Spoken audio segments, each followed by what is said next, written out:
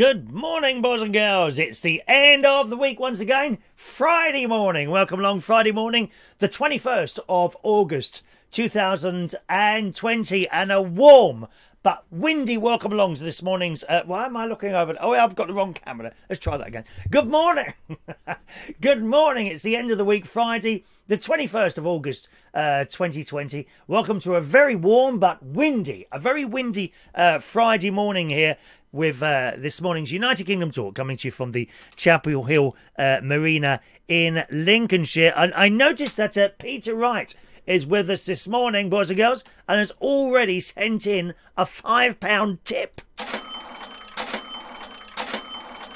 So I'll give him 5 free raffle tickets for the Super Chat raffle, which is next Thursday, boys and girls. I might as well, as that's happened, I'll show you what the prize is next week, just in case you are unaware. And millions of new people join the show every day, as you well know. There you go. 5 free tickets for you. Number 10 through to number 14 there, Peter. As always, you don't need to know your ticket numbers, okay, because I shall be reading the name of the person anyway who wins that. Okay, thank you very much, Peter. Yes, the clock there. Only one made so far. Might have some more made in the future, but at the moment I've just made one of those United Kingdom Talk clocks, and it does have the little UK Lockdown 2020 emblem on there, sort of little black thing. That's that bit there, right? That bit there. Okay. And there it says, I'm a Chris Reardon winner, but they are, they're nothing special, they're just plastic clocks, but they have the logo on there. So thanks so much, Peter. You're in the raffle, bum bum, you're in the raffle, bum bum, they're in the raffle. It's me tonight, or this morning, whatever. Yes, morning. Very, very windy outside this morning. The wind it woke me up about 7 o'clock this morning, and there was a little bit of movement in the caravan today, so we might fly away, just like in The Wizard of Oz. We're off to see the wizard, the wonderful Wizard of Oz. They hear what a wizard there was. Very, very windy. Probably windy where you are as well there. Let's just say hello to some of you this morning before we kick off today, shall we? Morning to Jason Hughes. Morning, Leslie Ross. Morning, Leslie. I'm glad you like the shows in the morning. Good morning to you, Leslie. Gary Ross. Diane Jebb, hello. Jason Hughes, Michael Palman, there in Australia. Peter Wright's joining us this morning after being at work all week. Denise Andrews, head of ducks on this channel. Good morning, Denise. DSLDG2, morning, silent viewer. You're very welcome. Whether you're silent, noisy, or whatever, you're very welcome. Hello, DSLG2, one of our quiz players actually. So every week for the quiz there. Mark Bowles, good morning, lovely Mark. Mark, is the outfit all right today? Because I did take note of what you said the other day. I just was not looking well dressed the other day, and I am, as you well know, the best dressed YouTube presenter, I think. And I wasn't sure if it was the jacket. Then I put this on this morning with the collar undone, and I thought, no, that doesn't look good. And all I've done is simply do up the collar, and that seems to have worked. So if you think I'm still looking scruffy, I'll go and change the jacket, Mark. But if you could advise, and just let me know that, all right? Because I do like to look as spick and span for you as I possibly can. You know, I'm not a great fashion person.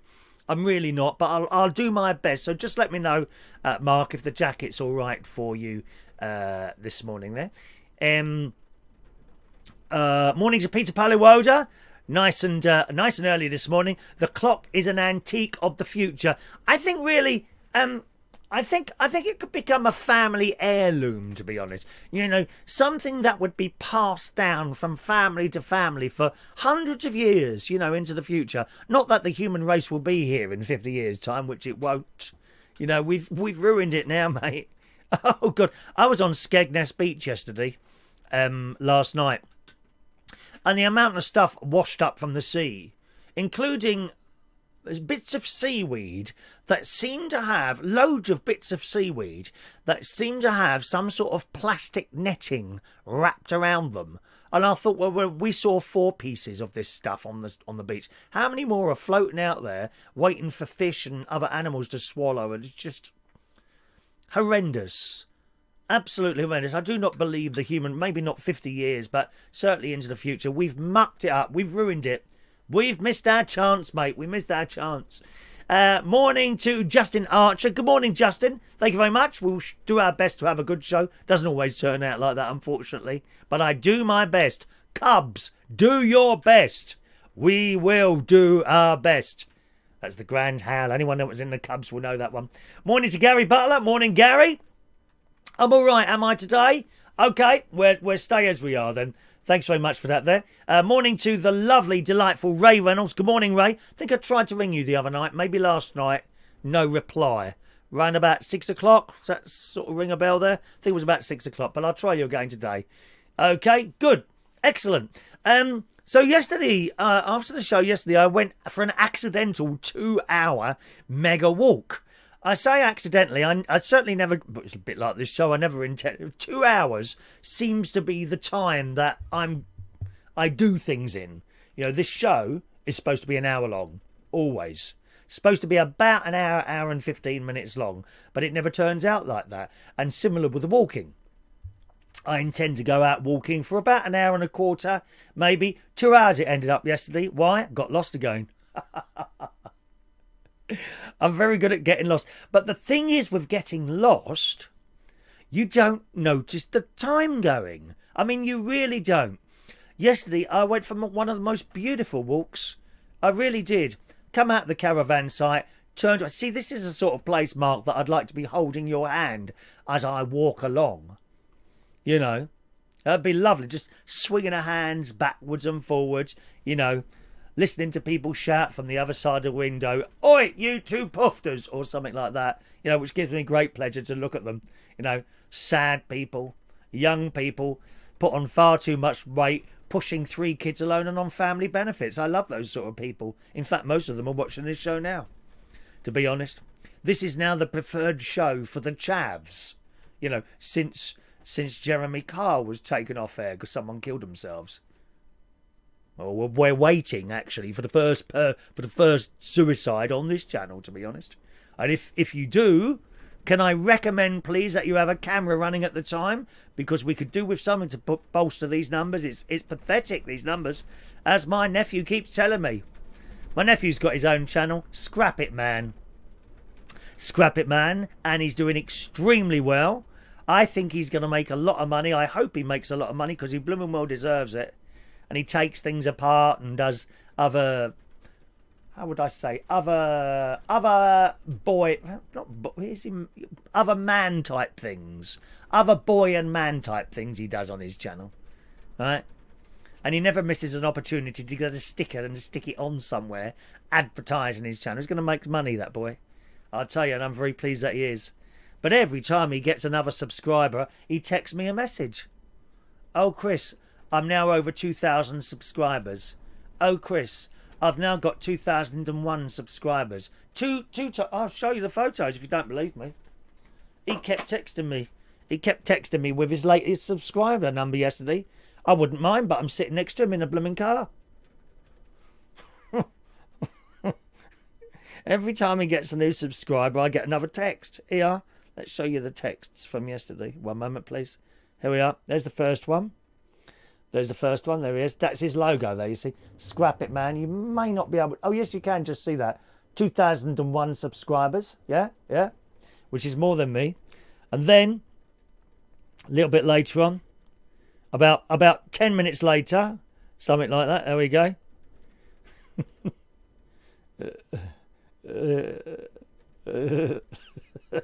There we are again.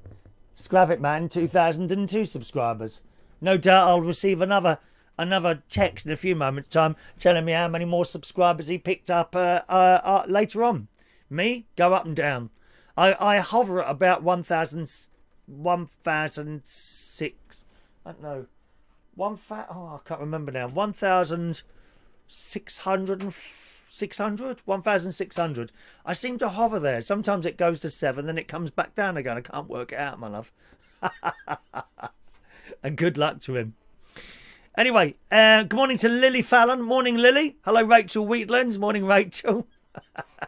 Morning to Daniel Woodhouse. Gary Ross. Geezer stuff. That's good. Geezer. He does geezer stuff. And he does do geese. I have advised him to smile a little bit more in his video, you know, being the professional I am. But there you go, Gary does it his way. He does it his way. Scrap it, man. Have a look at his channel. All right, good morning to Christopher Woodhouse there. Hello to young Diane Jebb. Morning, Diane. Fun things to do with tech in the house is eating dippy eggs and soldiers. Oh, my Lord. I can't remember the last time I had those. Yeah, dippy eggs and soldiers. Very nice indeed. I think my mum was the last one to do that. I did something last night, actually, that I can't remember the last time I did that. I'm sure I was with my mother, certainly in this country, but I'll come to that in a moment or two. All right, let's do the rest of the stories. There's so much to talk about this morning. Yes, so I left the caravan yesterday afternoon for my usual walk and come out of here, turned right, then turned left, jumped over the stile and walking along the river. And a lovely walk, and I'd intended to walk along to what we now call the Witch's House, which is a dilapidated old building with its roof falling in and some of the wall crumbled, and you can kind of go in these bushes and get into it. Kids have obviously, or not necessarily kids, that's it, that's naughty, that is. Someone has already been in there once because there's a couple of, and recently as well, because the bag's not dirty. There's a plastic bag with 2 or 3 glass bottles in there where someone's obviously had some sort of drink or something like that. And I had intended to go and collect them and throw them away somewhere, because actually it's the only piece of rubbish you'll find along this entire stretch of beautiful countryside going along the Witham River. So I'm walking along there and eventually I got to the house and I thought, I'll go a little bit further today. I'll come back, because I'd intended to come back the same way. So I'll come past it later, because you don't want to carry the bottles longer than you need to. So I've carried on and I got as far as a lock, which is beautiful. So there's some swans, 2 swans, Mummy and Daddy Swan, and the cygnets. They always look like real family things, don't they? Swans. Have you noticed that? There's always a mummy and a daddy swan and the cygnets, and one swims in the front of them and the other one swims behind them. But the cygnets are now quite large. They really are. But you can see whoever it is at the front, I don't know, the dad or the mum, they're always looking around like that, you know, looking to see if there's any trouble. They give you a look as you walk past, but they kind of ignore you. Any other swans coming the other way, I've noticed, the head swan then puffs itself out like that and goes for the other swan. I've seen that a couple of times. But I walked past those, got as far as the lock, and I thought, well, I'll go a little bit further today. Keep going. So I carried on walking, and then, in the distance, I spotted the 2-blade windmill. Remember the one I showed you the other day on the show?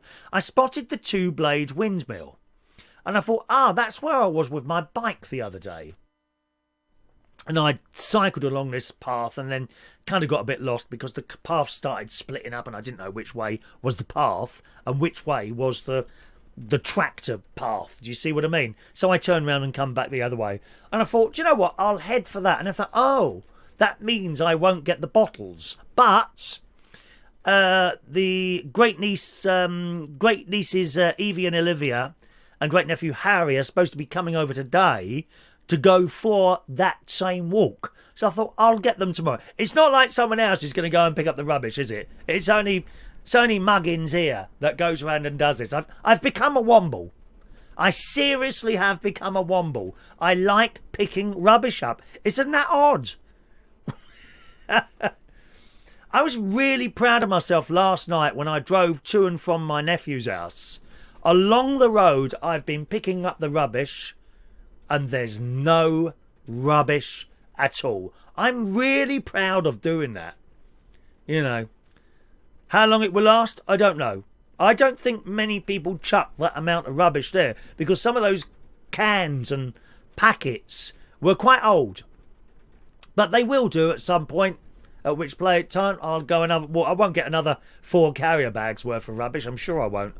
You know, but nevertheless, now it's keeping it going. You know, keeping it updated.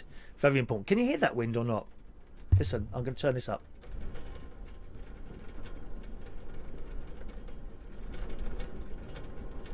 Hear that?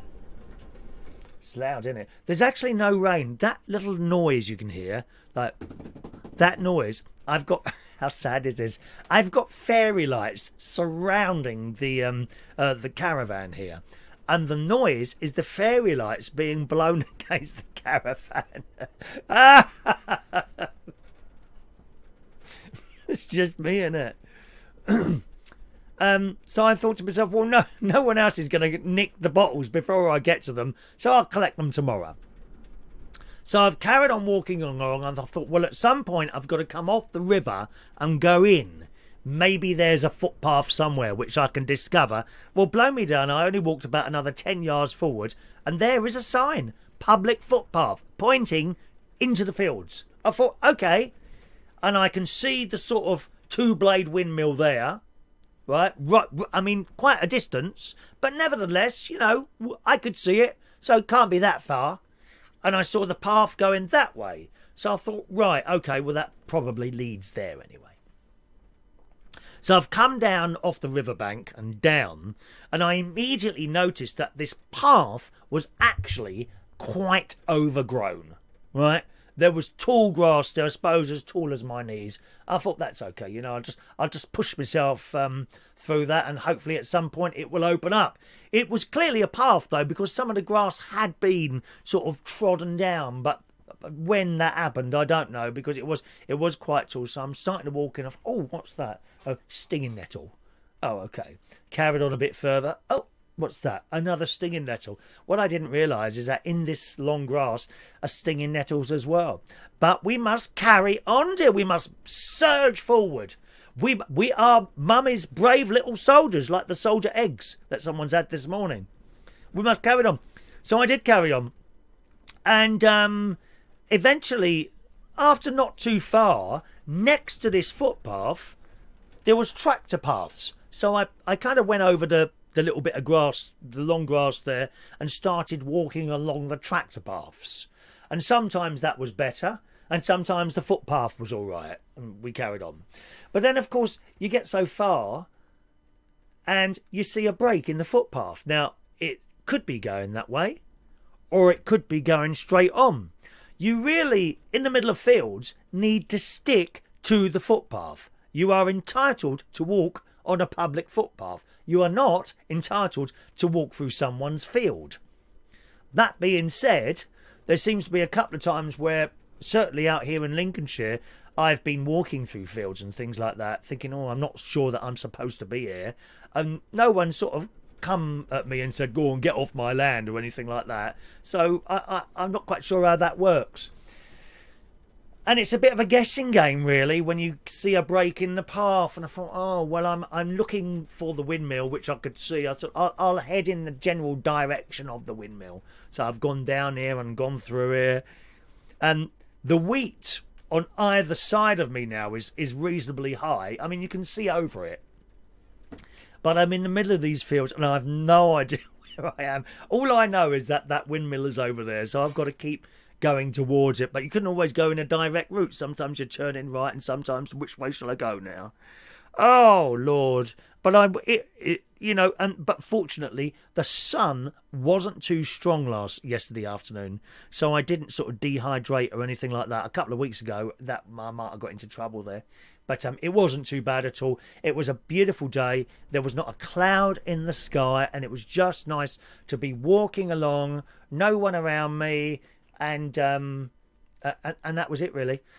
Now and again you go past, certainly on the riverbank, you go along the riverbank and suddenly all these birds fly out. You're obviously walking past the nest or something like that. But it was an absolutely delightful walk. And eventually I got near this windmill, but I didn't come out at the public path bit. I came out a little bit longer. I'd been following these tractor paths, and right at the very end it became like a concrete slab.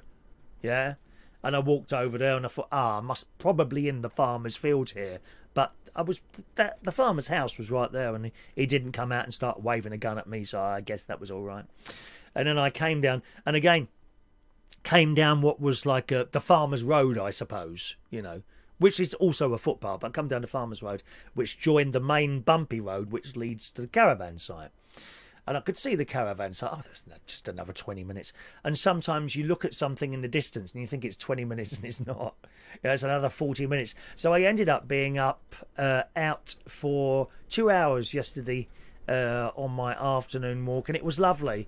I was really hungry by the time I got back. So I'd done myself some dinner. But an absolutely lovely day, except my legs were now all stinging. And it's funny, while you're walking along, you don't notice the stinging so much. I came back into the caravan, started cooking my lunch, and while I was standing there at the sort of sink, that's when my legs started stinging. Isn't that odd?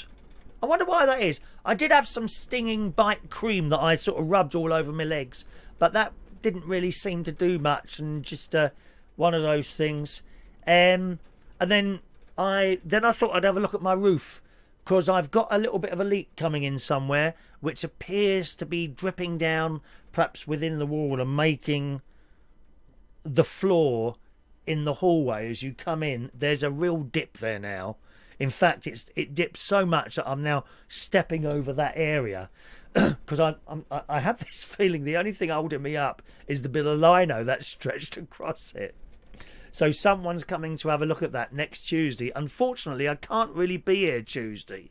I mean, I could at a stretch because I've got a hospital appointment next Thursday, you see. So I've had a word with my nephew, and hopefully he'll be able to come over and stay in for the man who are going to come and have a look at the roof. But I thought yesterday afternoon, well, why don't you just go up on the roof and have a look? So I did. I got my little ladder out, and you don't stand on a caravan roof. That's probably not a very good idea at all. I would imagine it wouldn't take my fat ass up there, dear. So I stood up on there, and I had a look where this chimney is that I think the rain is coming from. And I'll be honest, I cannot see where this water's coming in.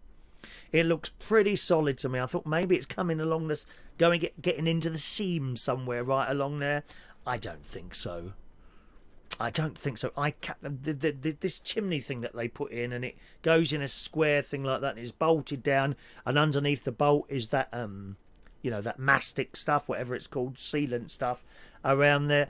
And I'm looking, and I can't really see where the water's coming in. However, I've got this metal tape stuff, which I assume is right for the job. I'm not a DIY person, as you know, and I started cutting strips of that and putting it around the joints in the hope that might sort it out, perhaps. Of course, I won't know now until it rains.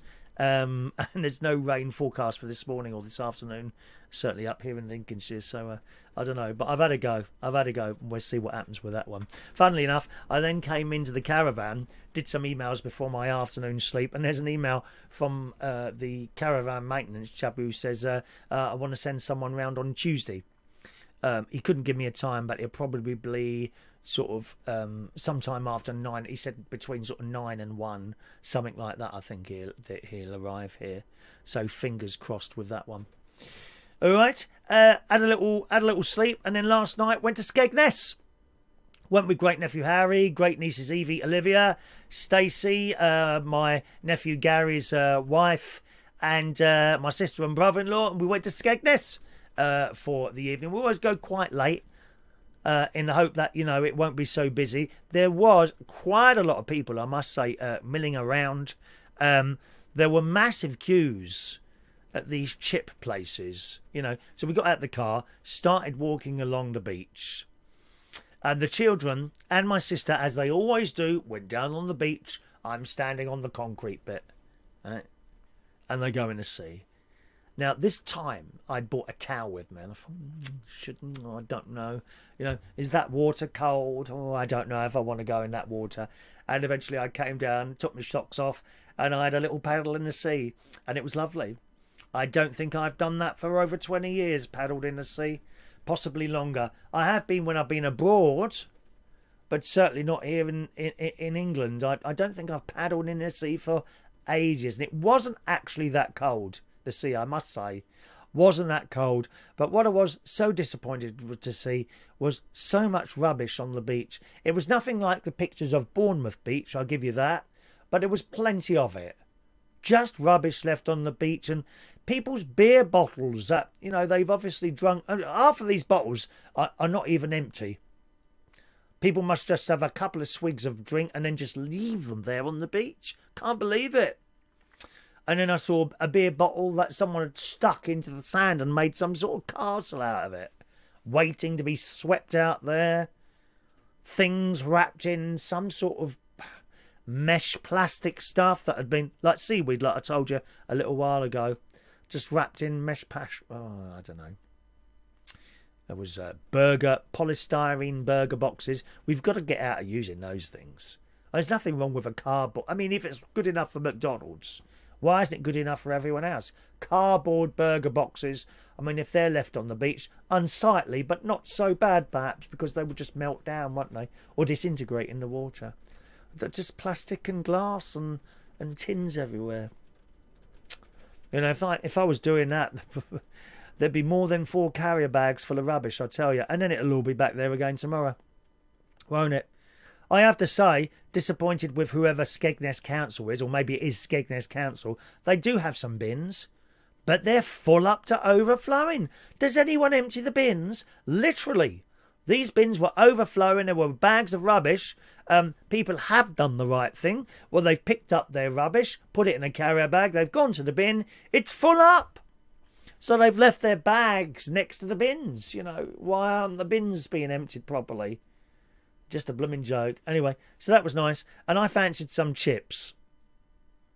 So we went along to our usual place, the Trawler's Catch, and I hope I'm getting a takeout. I won't sit in a restaurant or anywhere, come to that. That's an enclosed space.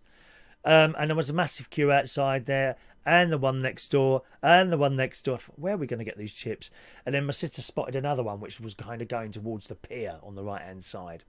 So we went down to that chip place, and you paid, and then it was ever so slow. It wasn't like there was many people in the queue. There was 2 people in front of me. It was really slow. I wish I'd remembered the name of the place. Now, the chips, when they came... You know, I must have stood in this queue of 2 people for about 10 minutes. When the chips came, it was such a small portion. It really was. And in one of those polystyrene things that I just told you about. Why can't they just put them in paper? Blooming stupid polystyrene tray. With just a few chips on there. Shocking. £2 they cost. How much does it cost? You buy an entire bag of potatoes for about £1.20 from Lidl or Aldi, don't you? Why do they give you so few chips? So I had that. At least they did a decent cup of tea. Again, with a plastic lid. Bad for the environment. So I had these chips very quickly. And then we bought an ice cream. So that made it up a little bit. That was nice. But there was hardly any chips in there. Hardly any chips in there at all. Very small. Went back down the beach, had a little bit of a walk along, and jumped back in the car. And then when we went to Aldi in Skegness, which I think is probably my favourite Aldi that I go to. There never seems to be too many people in there, and it's quite spaced out in there. You've got plenty of room to move around. You don't really bump into anyone or anything like that. So that was nice. Done a load of shopping in Aldi and filled up my freezer here. And that was it. I have to say, didn't see many masks out. On the other hand, we were outside, so... You know, but then again, I mean, I was going to say to you, I didn't see anyone wearing masks in restaurants, but you wouldn't be able to eat, would you? So that's fair enough, I suppose. But the people had their masks on in Aldi and what have you. And that was it. It wasn't windy last night. It's really windy this morning here in Lincolnshire. But it wasn't windy at all last night. It was a really, really nice evening. There we are. Right. Where's my little text phone? Here we are. Good morning to Mark Bowles. Thank you, Mark. He's not coming for the bingo today. He's having his bush trimmed. Lovely. Okay, Mark, you go and enjoy your haircut, my love. Talking about hairy things, goats. Do you like goats? I don't like their eyes. I find their eyes a bit scary. A few years ago, we went to a farm up here, again with great nieces and great nephews. And on this, not farm, zoo. And on this zoo was like a little children's area. And there are goats. Some of them with horns like this. I don't like them. And neither does Evie. Right? Yeah, so you go in this gate. And there's other people milling around in there. Other little children and people in there. And the goats are around you. There's little baby goats. But there's a couple of goats with the horns. Right? And you can buy a little bit of food and put your hand out like that and feed them, and you give it to the children. You say, okay, keep your fingers down, so flat. Don't put your fingers up like that, because then they think that's something to eat. You've got to keep your hand down. And the goats come like that with the food, right? So we gave some to great niece Evie, and she's got it in her hand, which the goats spotted immediately and surrounded her. She was absolutely terrified. All these goats were coming towards her. It's the eyes. I don't like goats' eyes. I'm sorry.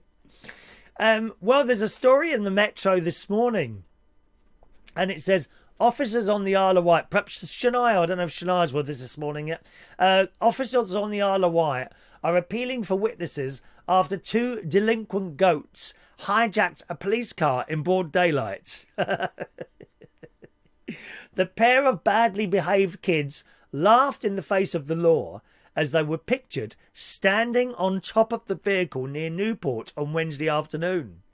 Police have been called to the area after an unexpected bomb from World War II was discovered.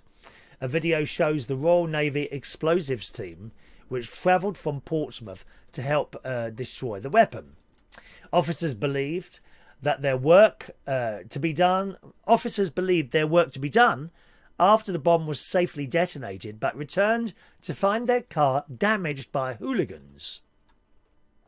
The hunt is now on after the culprits hoofed it down from the scene of the crime. The policeman said, unfortunately, while there, a couple of kids caused damage to one of our police vehicles.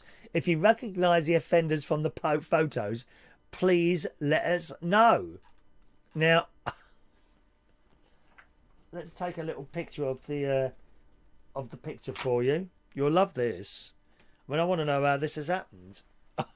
1 minute. Oh, where's that picture now? Look. Where is it now?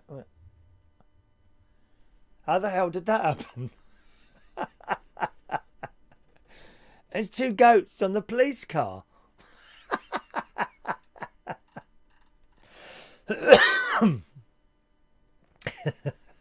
So someone must have put them on there, mustn't they? The witness appeal delighted many Isle of Wight residents on social media, with more than 2,500 people liking the post. So goats on top of police cars. There we are. I've just been sent another picture actually from my nephew. It's probably to do with his subscribers. Let's have another look. He's got a Scrap It Man subscriber update just coming through for you, boys and girls. 1 moment, please. There we are. 1 moment. Oh gosh. My God, another 56 last night. There you go. 2,056 subscribers. That's 50 subscribers in 9 hours. 50. He's going to do so well. I'm absolutely sure of that. He's doing really well, and I'm very pleased for him as well. Let's just come to some of your messages this morning, boys and girls. Good morning, Heidi Young. I love a good walk at Anderbury Creek. Fran was trying to find a private let there. No joy. Oh, I don't know where that is, Anderbury Creek. Let me just go up a little bit further there. I've come in at the bottom there, and there's lots of others there. Andy, good morning. I said hello to Lily Fallon. There's my sister. Good morning, Sharon. There's my sister. Okay, good morning. Fun things to do with Techni. Did have the chance to see the clips I sent you on Facebook. I can't remember what they are, to be honest. I don't really look at the Facebook message thing much. I can't remember what I looked at there. I just tend to use the emails now. I'm way behind with these now. Mandy Davenport. Good morning, Mandy.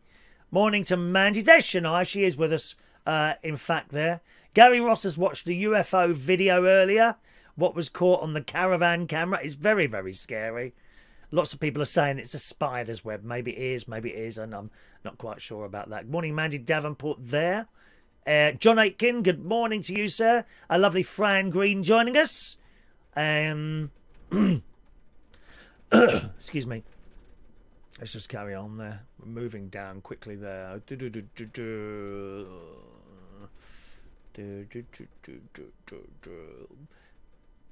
Park Nest quite rightly says if people disposed of stuff properly, we wouldn't have this problem. I don't know how we get out of it, Park Nest, because the parents have been doing it for so long, and the children will copy the parents, you see. You know, like I've said before, if I so much as dropped a sweet wrapper on the ground, my mum would go mad. She wouldn't go mad, start slapping and hit me and shouting, but she'd certainly tell me to pick up the sweet paper. Now they just let them do it. They just let them do it, so I don't know. The plastic in the ocean, it's there now. You know, it's there. How on earth do we get rid of it? Mick, the generation are uneducated, Chris. No respect for nature and other human beings. They don't have any respect for anyone else. Most of them were dragged up, not brought up. Well, a lot of them were. I don't know about most of them, but certainly a lot of them are.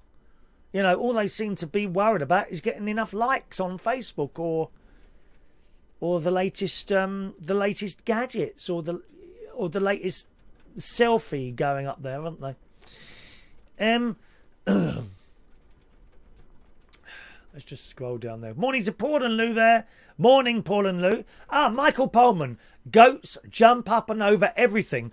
I own goats. I know fair well when they jumped over my new Swift. Did they really? Well, so you reckon they jumped on the top of that police car? How funny. Well, I wish someone had got a video of them jumping up onto the police car. That would be quite funny, wouldn't it, eh? I like the sound of that.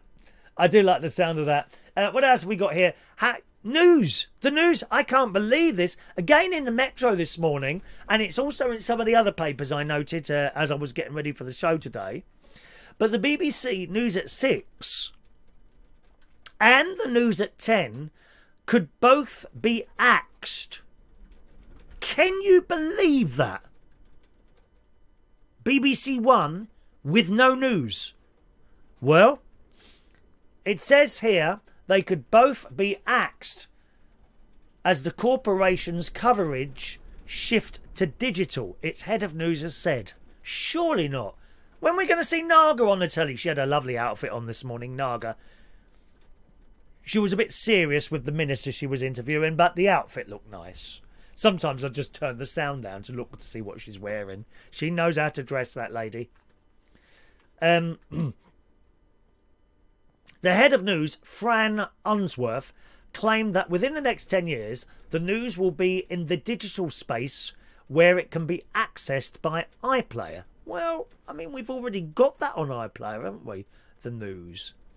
What I like is the fact that you can be doing your dinner and you know 10 o'clock's coming, you know. And I think, I'll just carry on for a minute. And then it gets to like 10 past 10.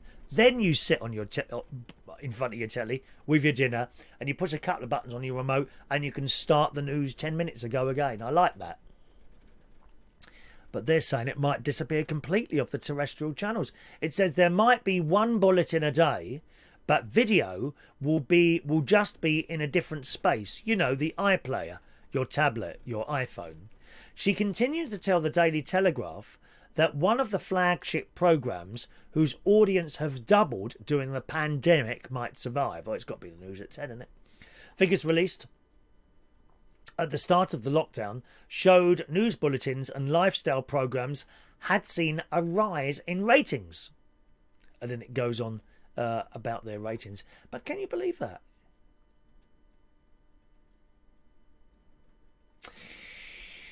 It says, in the weekend in March the 29th, 5 of the 10 most watched broadcasts were editions of the BBC News at 6, with a bulletin on Monday, March the 23rd, attracting an audience of 8.3 million viewers. Nearly similar numbers to watch this show, actually. Nearly double the programme's typical ratings so far this year. Miss Unsworth added to the publication that the 10 p.m. programme had reported audiences of 6 million. The potential cancellation of the BBC's flagship news programmes comes just weeks after it was announced that BBC's Newsround afternoon bulletin was axed after 48 years. I can't believe that. Oh, John Craven's Newsround. Remember that when that started? Oh, remember the little tune at the end? Ba-ba-ba-ba-ba-ba. Ba-ba-ba-ba-ba-ba. Do you remember that? The decision was made as the BBC wants to move more of its children's content online in an attempt to halt declining TV viewing numbers among young people. Well, they got their what? They're going to take it off their children's TV channel. It's all very complicated, isn't it?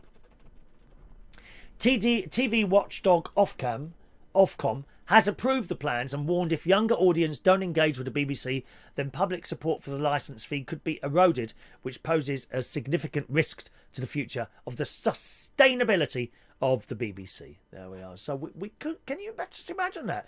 Not having news bulletins on your proper telly. It's odd, isn't it? Really. Very, very strange. Good morning to Tracy Clifford. Morning, George. Morning, Emily. Morning, James. All watching in Cyprus this morning. More great nieces and nephews arriving. That's what we like. All sat around the telly watching Uncle Chris. What? This must be the highlight of your day, children. I'm so happy to hear that. Peter Paliwoda says, axe the BBC altogether. I don't think so. I don't think that's a good idea. When will we have... where will Holby City go? We've got to have Holby City. The BBC is worth saving just for Holby City, as you well know. That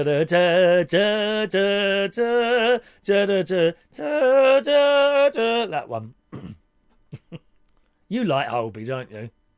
Playing bingo a little bit later on, all right? Do you like The Crown? Always take notice of the stories I'm reading, boys and girls, because a lot of them come up in the quiz on Tuesday nights, okay? Do you like The Crown? Netflix. I call Netflix another name. Can you imagine what that could be? Do you like The Crown? I love it on Netflix. Well, Season 4 is on its way. Season 4. The Crown fans will get their first look at Princess Diana. In the 4th series of The Crown, a mouth-watering trailer has revealed. How's it mouth-watering? Is someone eating opal fruits?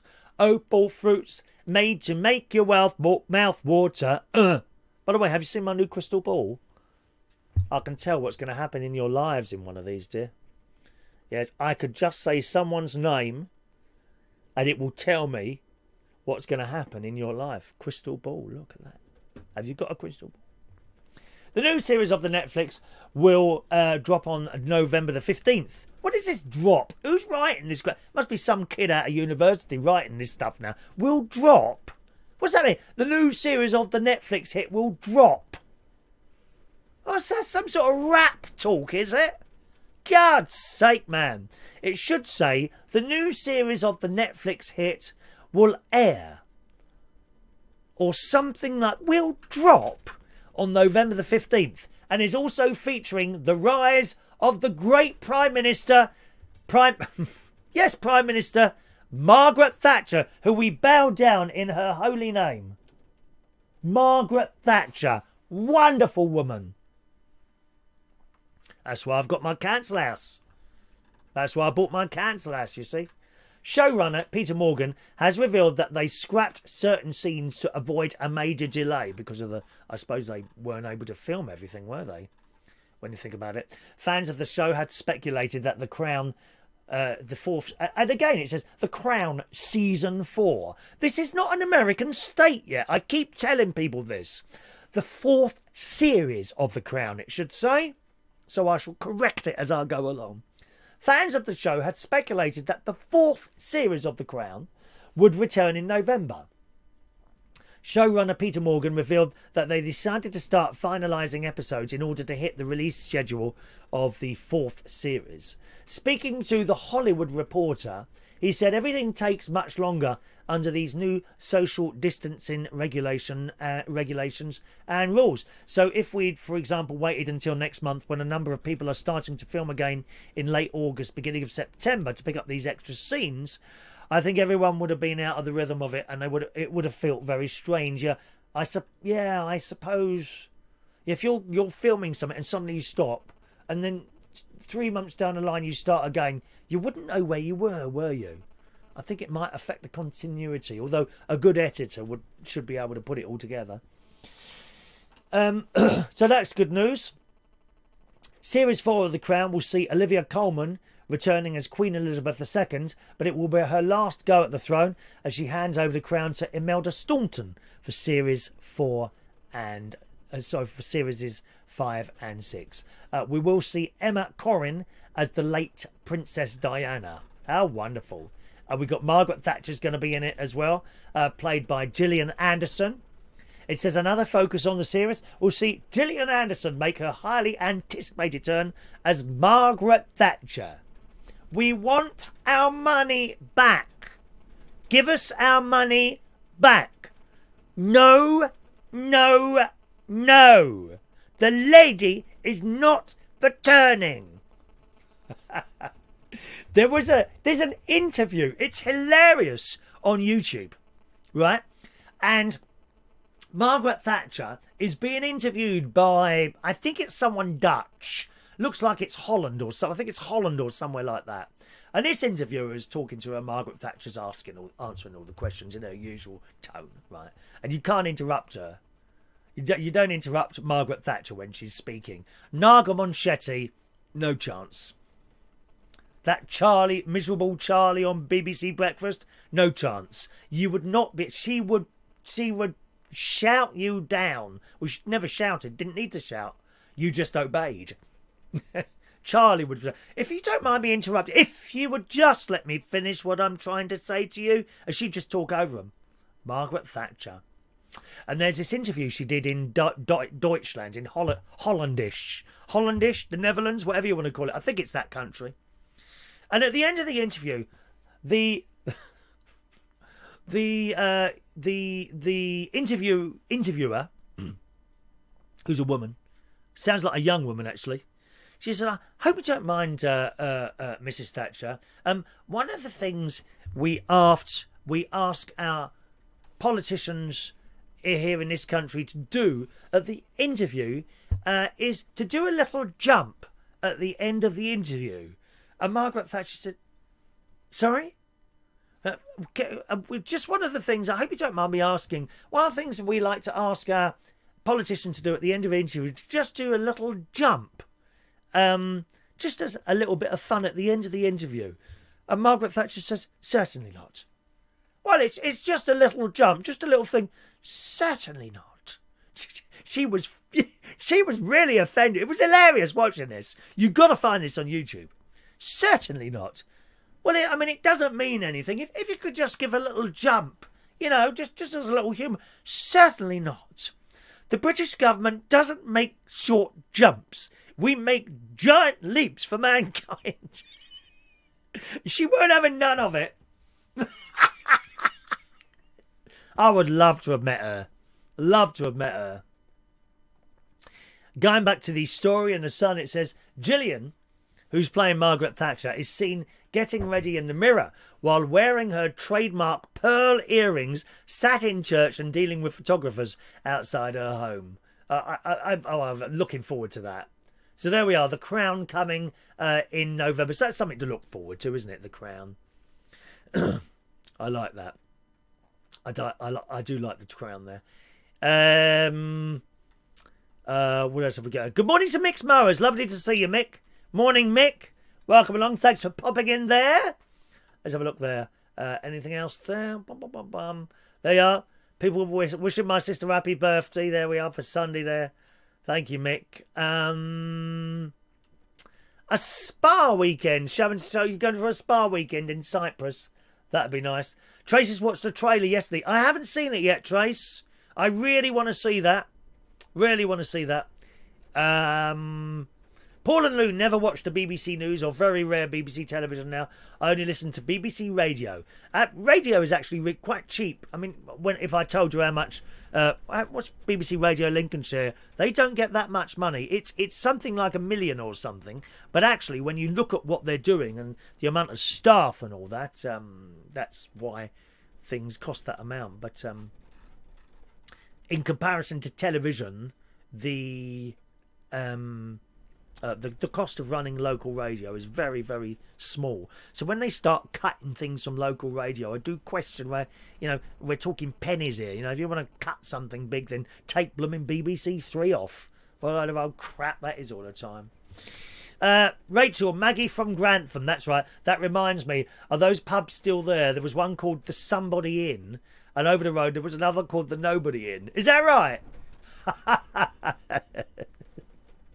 What was I going to do here? By the way, boys and girls, our Super Chat prize this week is one of our exclusive clocks, okay? Every time you send a £1 tip this week, you'll be going in the raffle for that. I'll give you a free raffle ticket for every £1 you send, and you could be winning one-off. I might get another one done, I don't know. Our one-off United Kingdom talk clock. It's only a plastic clock, it's nothing special, but it has got the logo on it, and it says in the corner there, UK Lockdown 2020. All right, let me just clear my throat here.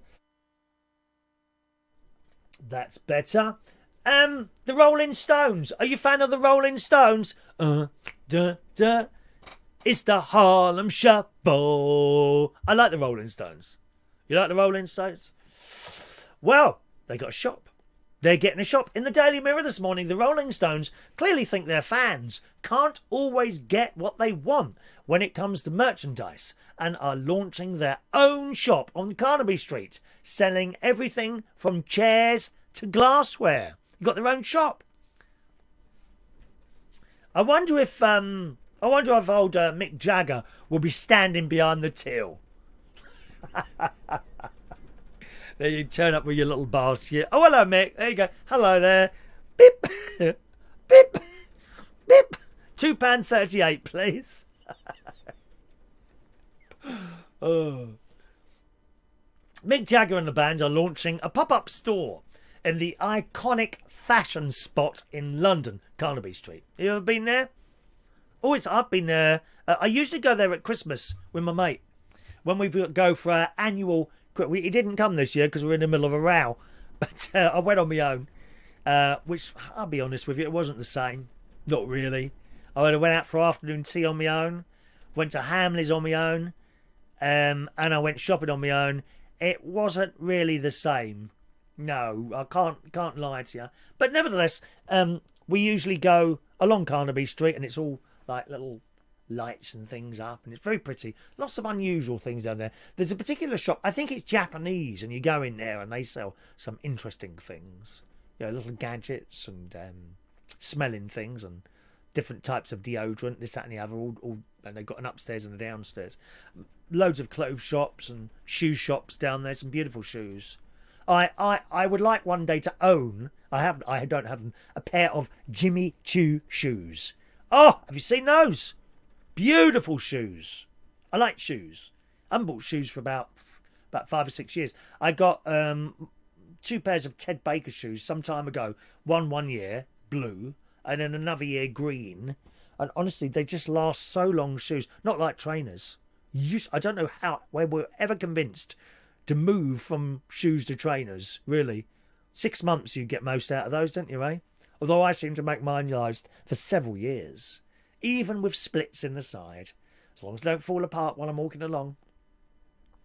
But I aspire to one day owning a pair of Jimmy Choo shoes. They are beautiful. When I was in Vegas with my nephew, Jimmy, we went. There was a shoe shop there. I think it was a Jimmy Choo outlet store. I went in there and I'm looking at these shoes. Jimmy's looking at the shoes. And it was, I really like that pair. I really like that. And in the end, I really liked 4, it was either 3 or 4 pairs of shoes in there. And Jimmy says to me, are you going to buy some? And I'm like, they're $400 for a pair of shoes.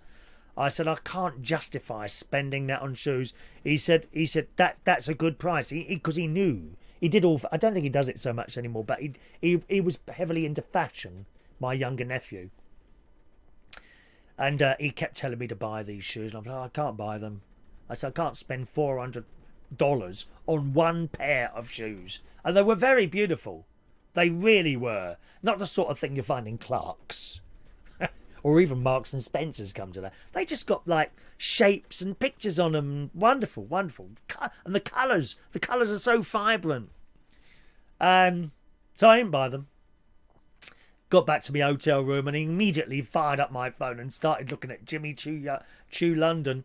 And sure enough, just as Jimmy had pointed out, these $400 shoes back in London were £600, which were almost double the price.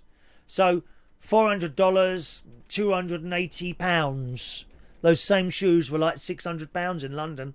I didn't buy them. I still couldn't. I don't think I could spend £400 on a pair of shoes.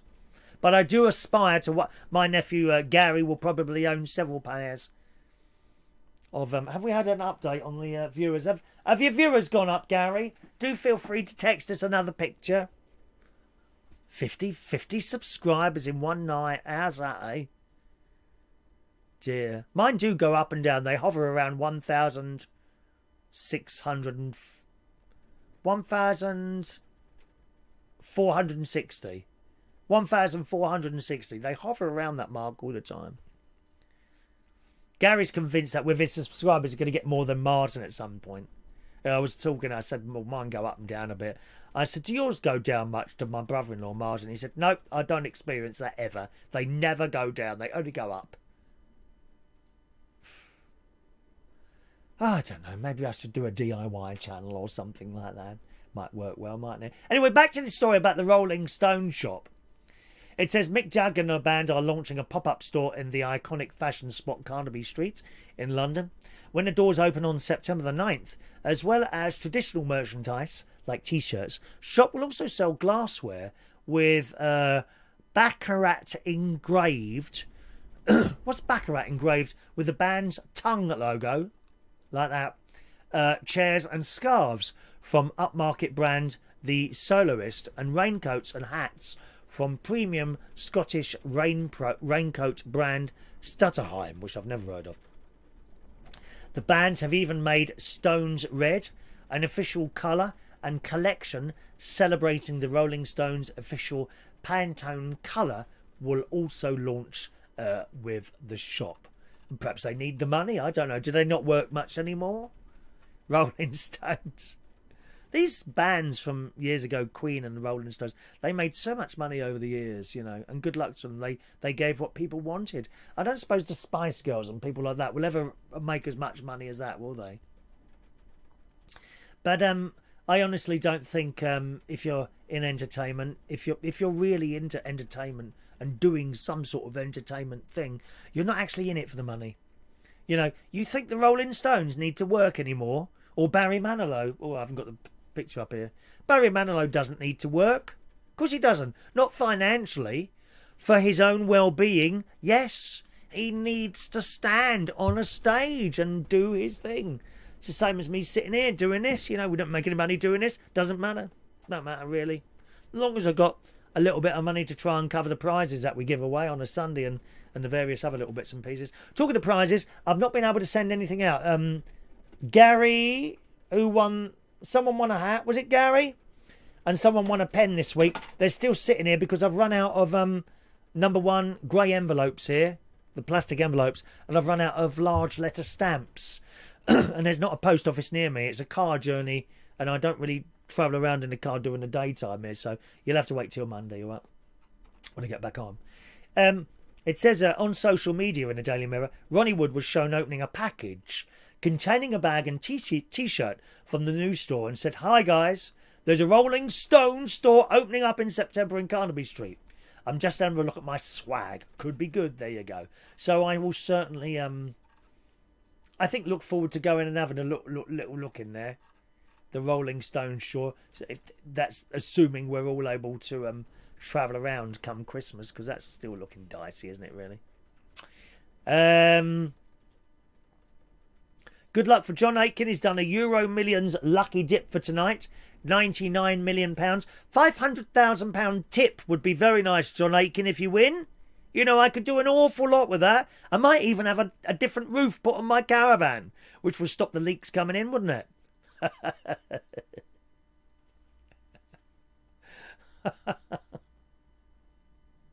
Thank you, Gary. Thank you for understanding that, Gary. Sorry about that. I just don't have the envelopes here at the moment. I have got your email, of course, to do that. eBay for Jimmy Choo's shoes? I don't know, actually. Does eBay... Did they sell them on there? Yeah, I suppose they do. Let's have a look. Second-hand's all right, isn't it? Who worries? I've got second-hand stuff. Don't bother me. Jimmy... How do you spell Choo? C-H-E-W? Jimmy Choo Men's. Let's have a look. See what comes up. Jimmy. Oh, there's some shoes. Oh, they're awful. What the hell? Oh no. Oh, hang on. I'll have to type in shoes. It's something. He must do other stuff as well as shoes, does he? Oh, there we go. Oh, I've got to be honest. Nothing spectacular there, really. They all look like normal, basic shoes. They're just black shoes. Brown, black, brown. There's nothing that's... Oh, there's a green pair. Suede green. Look blooming awful. Oh, well. Nothing there for me at the moment. I guess but they're just very basic, those shoes that I'm looking at there. Just not... Oh, hang on. What's that there? Camo. See, how old are these ones? £195. Christ. Are they second hand? Used. Yeah, used. They're used. £195 for a pair of used shoes. Jesus. You get that on blooming athlete's feet as well, probably, when you put them on. Can you catch... You don't catch bunions, do you? They just develop, don't they? Bunions. My nan used to have bunions. She was always, I'm going to go and have my feet done today. Who's got bunions?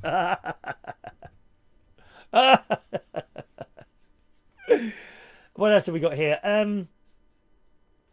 You'll love this one. In the picture, the Wales. We're doing Wales news today, boys and girls, because Gary's still not up and running with his computer, but I gather he's got it back now with a new SSD in it, standard solid state hard drive, I think it is. But it's not up and running yet, so I'll have to do the Welsh news while he's not on the stream. Bell ringing. Does that appeal to you? Ding dong, ding ding ding ding ding. I'd like to have a go at that, but it's not without its dangers. Very dangerous sport, bell ringing.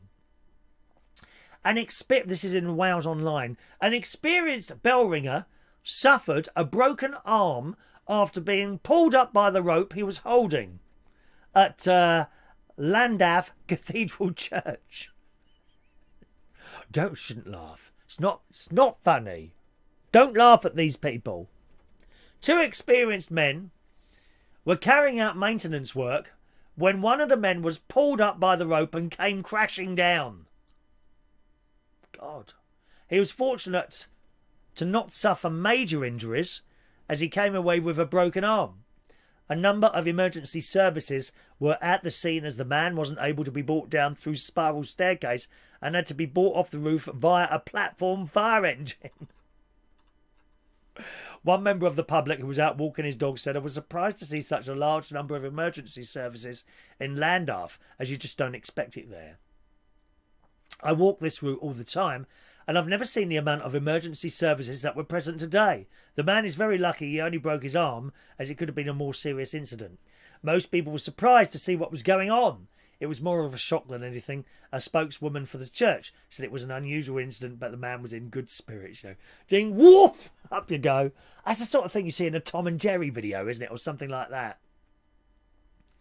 I'm sure I've seen a cartoon where someone pulls a bell rope down and they forget to let go. I think you hold the end of it, don't you? And you pull down this little furry bit and you pull it down, but then you've got to let that bit go, and this bit kind of goes up so far, but not as far as that one. If you don't let that one go, it pulls you up with it, dear. Very dangerous.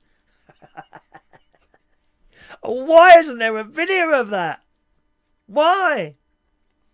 Where I play the organ at St. Joseph's Church in Roehampton, one of the places I play the organ, they have, not anymore, they don't have it, but before they got an electric organ, they had a pipe organ there. And the keyboard was changed. I'm going back here 30 years now. They changed the keyboard for some reason. It was dual manual, which means a keyboard here and another keyboard here. It only had 2 keyboards. But it also had, just on the right-hand side, next to the bottom keyboard, 10 notes. I think it was about 10 notes, 1 octave. A little bit more than 1 octave of notes. And those ones, when I say 10, I mean white, black, white, black, white, white, black, white, black, white, black, white, white, black. About that amount, right? And these keys here, just a short little little stave of keys there. Those keys would work the bells, and you could play tunes on the bells.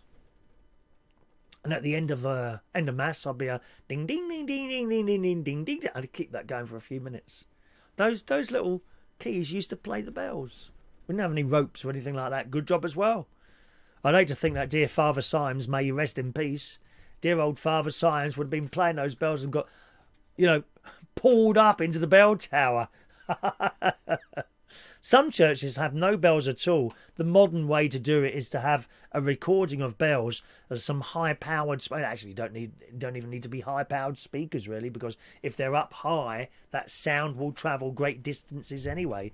But a lot of places have got like a digital bell, so to speak, with speakers up there. To be honest, if the speakers are of a reasonable quality, you wouldn't know that they weren't bells. Some of the mosques, they have these speakers on top of their buildings, don't they? Blasting out those prayers. Those sort of things. We have bells. Ding, ding, ding, ding, ding, ding. Lovely bells. Yes, Park Nest, there's such a comedy sketch where the bell ringer is pulled up. I think it was in the 1980s. Possibly the Two Ronnies. Does that ring a bell? Does it ring a bell? Oh, pardon the pun. Ring a bell, you see. I'm a comedian here. Poor Fran's got painful bumlions, have ya? Does it hurt to walk on them? My feet were hurting for some time, but that has now completely stopped.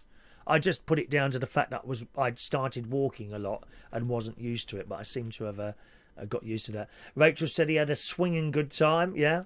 It only happens in Wales, says old Mick there. Oh, Parkness cuts his toenails with an angle grinder. How awful. Wales news, Mick. Perhaps we should do a whole feature regularly on just Welsh news while Gary Owen's not here. He's from Wales. Was it Some Mother Do Have 'Em? That's the one, Mick. That's the one. You're absolutely right. That's the comedy programme. Some Mothers Do Have 'Em. I remember it. What a great series that was. We used to watch the credits at the end. Boo, boo, boo, boo, boo, boo, boo, boo. Boo, boo. Some Mothers Do Have 'Em. Let me just write that down in my book here for suggestions for the quiz night. Actually, what shall we do? Oh, I've got a TV. Have we got a TV theme there? Oh, I might do that this week then. Hang on a minute. Have I got a TV theme here? Yeah, okay. I told you, watch this show and you'll get some good clues for the quiz. Do have 'em. Excellent. You have to write down ideas.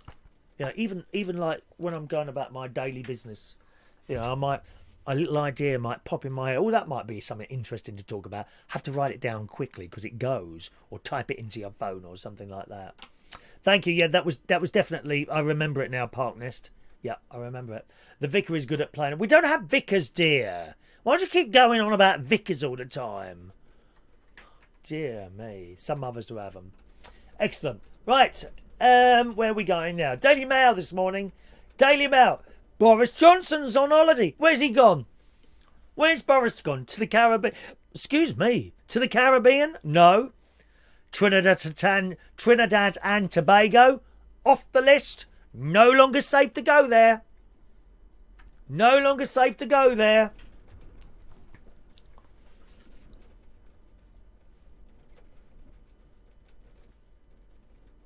Trinidad and Tobago, off the safe list, as is Austria and Croatia.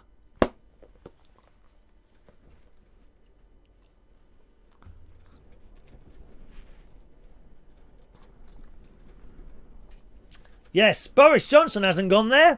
He hasn't gone to Austria or Croatia or Trinidad and Tobago, where they are off the safe list. Where's he gone? France? No. Portugal? No. Australia? No. Scotland. Boris Johnson has gone on holiday in Scotland. Remember, listen to the stories. They may be in the quiz. It says, throughout the extraordinary exams fiasco, oh, what a mess that is. What a mess. And it's ended up with all these students getting much higher scores than everyone else has done throughout the years.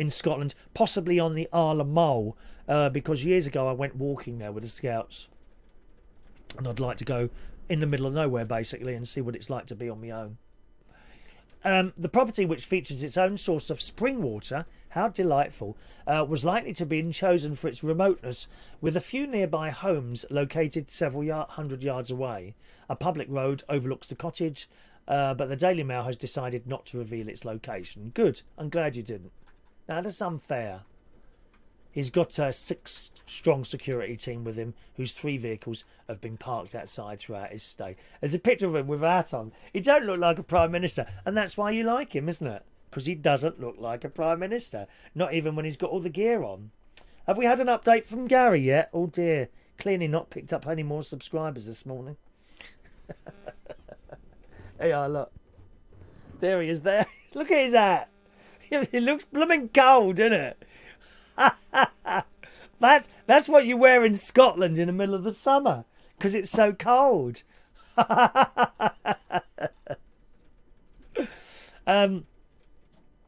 His presence in the remote corner of Scotland has caused a flutter of excitement, a little bit like the internet is when I come and do my shows.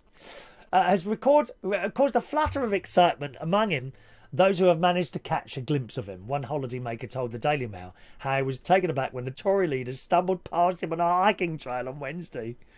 What's her name? Mrs. May, Theresa May. She goes walking, doesn't she, on the Welsh hilltops? Notice how I'm bringing Wales in again? I'm just looking after the Welsh viewers while Gary's away at the moment. He'll be back. Then it goes on about his security and all that. So wonderful, really. It says they do have a midge problem at the moment. Oh, they're annoying, aren't they? Midges.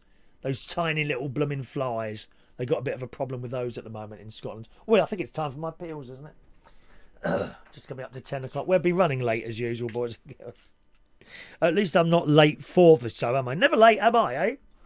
Unless something goes wrong. Do you know, I think that's the same cup of water that's been sitting there since Tuesday. Never mind. Right, let's put those back in there. Have a quick look at your messages there. Gary Ross, he'll be eating Nicholas haggis. Oh, I had haggis once. It's all right. Years ago when I was eating dead animals, it's like mincemeat in like it was like mincemeat in a plastic wrapper, I think it was. They do a vegetarian haggis, but it's just, I don't know what it's like. There we are. Not my cup of tea there.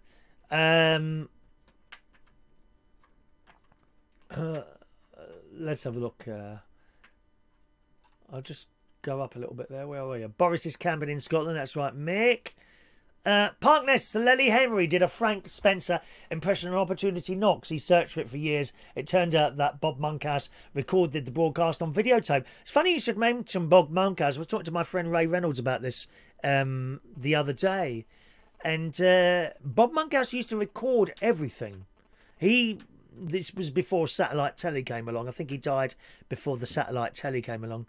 But he had several video recorders permanently on record. Bob Monkhouse used to record everything on the telly, and of course when we lost him, may he rest in peace, it was a great, I loved Bob Monkhouse. I thought it was excellent, so quick like that. He didn't need a script like some of these dimwits do on the telly now. You know, have you seen them on the telly now? When it goes wrong, they don't know what to say. They got nothing to talk about, you know. And you can tell when the auto cue gets stuck, or I think it's a computer. It's not like a roll of paper now, you're superimposed. It's like a computer thing. But occasionally it goes wrong, and you can tell. And they just sit there, dim as anything, not knowing what to say. They can't fill in. Bob Monkhouse didn't need even Ant and Dec. A couple of years ago, they were doing. It was either last year or the year before. They were doing this end of show on a boat. Do you remember? And the auto cue stopped working. Something went wrong, and they had to go to a commercial break. They had no idea what to do. That's how good they are at the job, mate. They may win all these awards, but someone's writing the script for them. Bruce Forsyth, all those old school ones. You know, Tony Blackburn. One we were just talking about, Bob Monkhouse. No, they didn't need scripts. They would have had a script, you know, to work from, but they didn't need it. They could, if something went wrong, they just carried on. Can you see Ben Shepherd on there without an auto cue in front of him? I don't think so. Useless. Lenny Henry. I used to like Lenny Henry, but he got a little bit political, didn't he? And lost me there. Thank you, John Aitken. Done that now, my love. Done that now. Bob had a joke for every occasion. He certainly did. He certainly did. Another story here. A mum's mystery illness. Rachel, you'll like this one. You'll like this one, my darling. Spiders.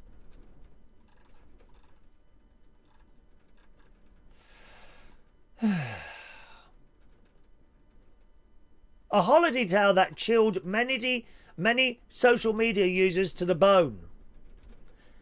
The Daily Mirror's Real Britain columnist was left feeling sick and also hearing a strange rustling sound after going wild swimming in Devon with her family last week. Now, this is interesting because last week on one of my wombling litterpick expeditions, walking along the beautiful river with them, where at the moment there is not a single can on the ground.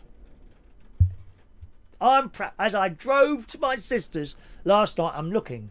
Has anyone dropped anything round here? Because I've spent several days going up and down that river. I've cleared the lot. Crisp packets, Haribo packets, sandwich packets, tin cans, everything. It's all gone. At least what I can get. Some of it's down a dip and you can't get to it, but there we are. And one of the things I saw when I got to the Tattershall Bridge end was people actually swimming in the river. And I mentioned this, I think to my nephew's wife, actually, or my sister, one of the two. And they said that river is filthy. And actually, you know, when you see people swimming it, if you look at the river, you see all that green stuff in there. You know, and you kind of wonder if that got wrapped around your foot, you know, it might drag you under. And there's undercurrents there as well, which are very dangerous, aren't they? That's why they say you shouldn't swim in the Thames in London. But the rivers are filthy. Unless you're up in Scotland, near the source of the water, you know, like a spring coming up and making the river, before any pollution gets in it. You don't want to be in a river. The three of them in there swimming with them. Anyway, back to this. She heard a strange... she went wild swimming in Devon with her family last week. The ordeal ended abruptly 3 days later because she had this noise in her head. When a live spider casually crawled out of her ear.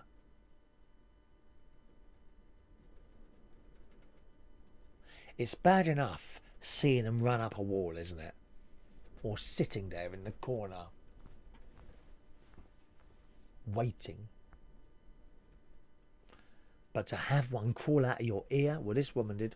She said it led to a vomit-inducing hunt for eggs and legs the spider may have left behind in the ear.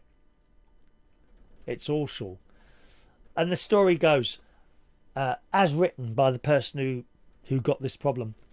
I had the misfortune to go to casualty a few times in my life, but this week was the first time I've ever heard an accident and emergency triage nurse scream. I was wearing a face mask, having a shout through a Perspex panel. I've got a bad earache and I feel really sick, I said. So far, so good. And a spider came out of my ear. Oh God! The nurse shouted. It was the first of many such reactions that I've heard since letting the world know about the experience. I'd been sent to the accident and emergency by the 111 service to check for eggs and legs, a sentence nobody wants to hear with regard to their ears. Luckily, neither were present, but the doctor didn't look too keen as he gathered up his otoscope to peer inside. You know that thing they got, isn't it? Yeah. They come up right up to your ear, don't know. Oh, this is camp this morning. I'm enjoying myself this morning. He diagnosed an ear infection and labyrinthitis, the source of my nausea. My tweet on the subject went viral, setting off chains of horror stories of similar incidents involving spiders, eggs, and sometimes moths all over the globe.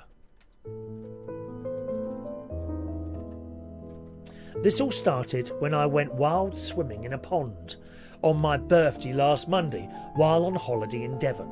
It didn't seem like a very dangerous activity. I've swum in the Rwanda, survived the Sudanese and Kosovo wars, camped in the Australian bush, and worked and travelled all over Africa and South America, it says in the Daily Mirror. Afterwards, my ear was a bit clogged with water. The next day I felt really sick, which I put down to staying up around the birthday campfire drinking rum.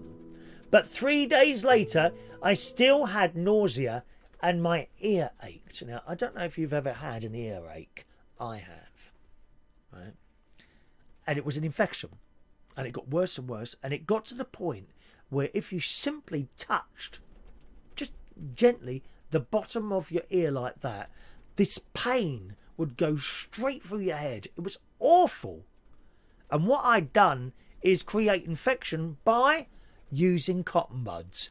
Do not ever put a cotton bud in your ear. So bad. It's really sensitive in your ear. Right? And doing that is like putting sandpaper and brushing it hard across your face. You wouldn't do that. Don't never ever put one. If you've got an itchy finger, if you can't get to the itch, there's a reason God gave us fingers that will only go in so far, even a little one. I quite like to smell that, don't you? Do you do that? Do you do that? What about any of your other holes? Well, it doesn't matter, does it?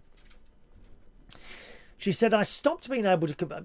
The result was indescribable. My ear started banging, crackling, whistling, and a feeling I can only describe as rustling.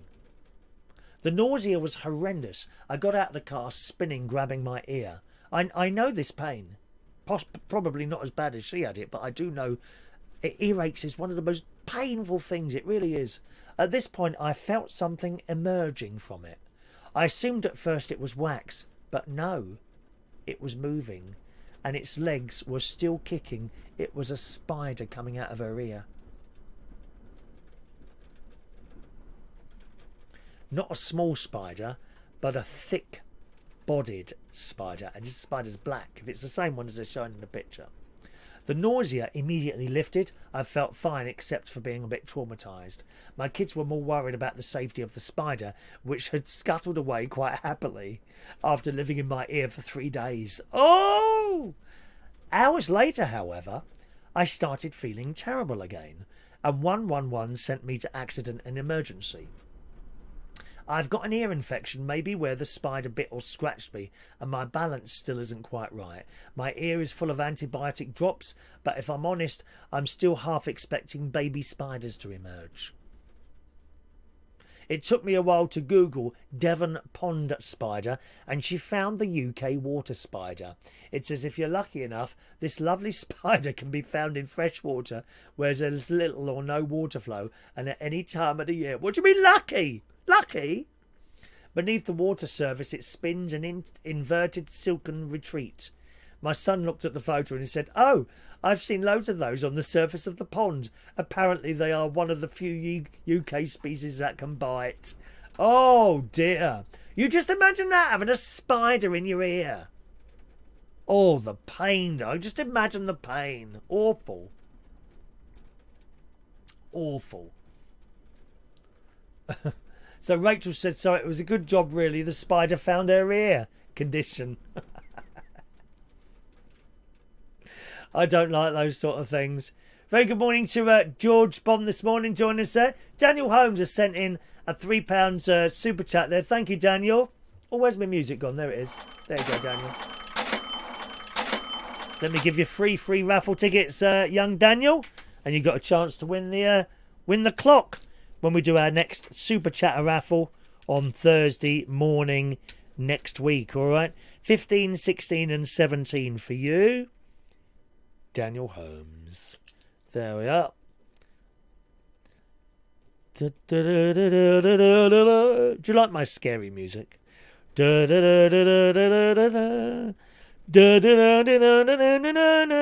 starting to be able to sing all my little bits of music now. Getting to know them now.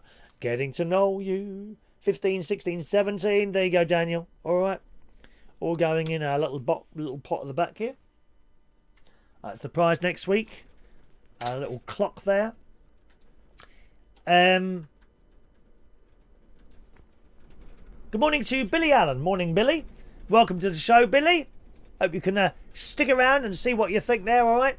Robbie Williams, the famous singer, dad, Pete Conway. Cool, that's getting more and more windy there. Oh, the wall moved then. Seriously, the wall moved. Robbie Williams, the famous singer's dad, Pete Conway. One opportunity knocks. Opportunity knocks. I loved it. As a comedian in the 1970s, that's where Robbie Williams gets his charisma from. And he has got an awful lot of charisma, hasn't he? Robbie Williams. He'll have a lot. He's got a lot of money, and he did really well. Tracy's comments are disappearing. I don't know why that is, Tracy. No idea. That's not your brother mucking around, is it? Scrolling. One moment, please. Scrolling there. Scrolling there. Are you talking to each other there? I think there we are. Just remember, gang, that the messages move very quickly in front of me, so I don't always see all of them, okay? I try and pull out the more interesting ones for you. How are we doing on time? It's nearly bingo time, isn't it? Nearly bingo time. Are you a hoarder? Are you a hoarder? When I say a hoarder, I don't mean you've got a few items in your loft. Are you one of those people that doesn't chuck anything away? When I used to work as a British telecom engineer, there was a couple of houses I went in like that. And when I say you don't chuck anything away, I mean anything. That would include bags of rubbish. There's one particular house I went in, and I was tracing the wire, there was a fault on his phone, into this room, right, from another room. And I said, the fault's going in there. I don't know where the key is at. It's okay, it's probably outside. I'll go outside and check from there. So I went outside, clipped my clips on, and then the fault was going into that room. So the fault is between the outside window, with the curtains closed, and the internal door. So the fault is somewhere in that room. So I've come back up the stairs. I said, I'm sorry, mate. I'm going to have to go in that room. I said, the fault's in there somewhere. Oh, are you sure? Oh, I'll have a look around for the key, which he found very quickly.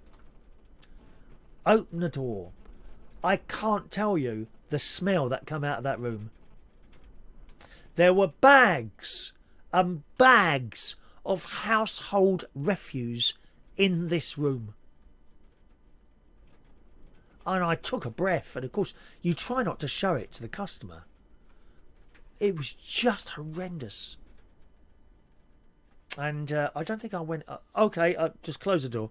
Close the door again. Right, I'm going to have a little word with my manager, see if we can sort this out for you, sir. It was an old boy, right? But it's not like he couldn't get down the stairs, because he come down the stairs to open the door and to close it after me. Got onto the manager, and they said, OK, Chris, thanks very much. And what happens at that point? We have to send round social services to clear it out before we go in, which means, unfortunately, he didn't have a phone at the time. But that's a hoarder. That's a proper hoarder. Well, in the Daily Mail this morning, a hoarder who began collecting items when his partner died 18 years ago is shocked into action after a fellow sufferer admits she can't breathe when visiting his home. I'm sure there's been a programme on possibly Channel 5 about this sort of thing. This chap, Nigel, 64, has accumulated staggering piles of junk, including 7 sewing machines and yards of woolen fabric, and has a problem with flies in his rubbish-strewn kitchen. You see, I don't think he's a dirty person. I just think he just can't cope with certain aspects of life. You know, when you get like that. I'm sure some people are lazy and just can't be bothered to do it. But I don't think certain people are lazy. They just can't cope and do it. You know what I mean? This bloke appears... here we are. He appears on Channel 5's Hoarders on Thursday, where he meets another lady, Janice, 65, from Liverpool, who began hoarding to cope with loneliness, and the pair discuss the state of their homes. Janice admits she was frightened by the sight of Nigel's apartment, with a visit motivating her to transform her own living space.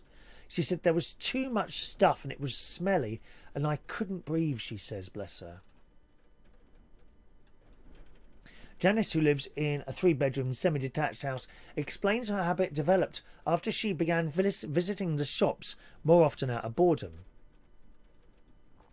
She says the hoarding started out of pure loneliness. When you go out, you always end up talking to someone. The problem is you're always buying stuff and then you bring it home. Janice explains that she only recently realised she had the problem, revealing, "It was only when I applied for a boiler, the lady said, 'Oh no, we can't do anything, you've got to get rid of all this stuff.' It wasn't until then I realised there's quite a lot of stuff there," and there's a couple of videos playing there. Just stuff everywhere. Meanwhile, Nigel's hoarding started after losing his partner, Sid, in 2002, leaving him living alone with his cat. In 2011, Nigel had his house professionally cleaned. However, it wasn't long before he fell back into his old habits. And the hoarder now owns mountains of junk, which includes 7 sewing machines and yards of wool. He said, "I tried to explain to people who don't have the hoarding disorder how things are, how your emotions go, but they just don't seem to understand it." And as I say, I honestly don't think these are dirty people. They've just got something that tells them not to throw anything away. Nigel had tried to turn his life around and move on from hoarding, but has been unsuccessful, and he admits being ashamed of the state of his flat and said nobody has visited him in years. Oh, God, that's incredibly sad, isn't it? Janice says she hopes seeing Nigel's flat with help will help her overcome her own problems, admitting, "I'm hoping to get some tips on how to maybe not do it again." Meanwhile, Nigel says he feels apprehensive at the thought of someone visiting his home, and confesses a hope because she's a hoarder herself, she will understand more of the situation. Unfortunately, Janice is completely taken aback by the sight of Nigel's flat, telling him, "I don't know what to say honestly. Do you really need 7 sewing machines?" And it goes on. Wow. Just throw nothing away, you know. But flies in the kitchen, oh gosh. I just feel sorry for him, you know. John Aitken says, Hoarders was a very sad programme, some awful stories and homes. I think I'll have to give that one a little watch there. Morning, Denise. Denise says loneliness can cause hoarding. There you go. Gary Ross says hoarding usually is a sign of staying in control. Gosh. Denise has sent loads of stuff to charity shops. Good on you, Denise. Don't chuck stuff away. That's it. Don't chuck it away. Find someone that can make use of it. I give stuff away. John Aiken, we have a clear out every few months. Clothes, books, stuff we can't use or need anymore. Give it to charity shops. Yeah, I have a clear out now and again, John. I've got special powder for that. You drink it in the morning.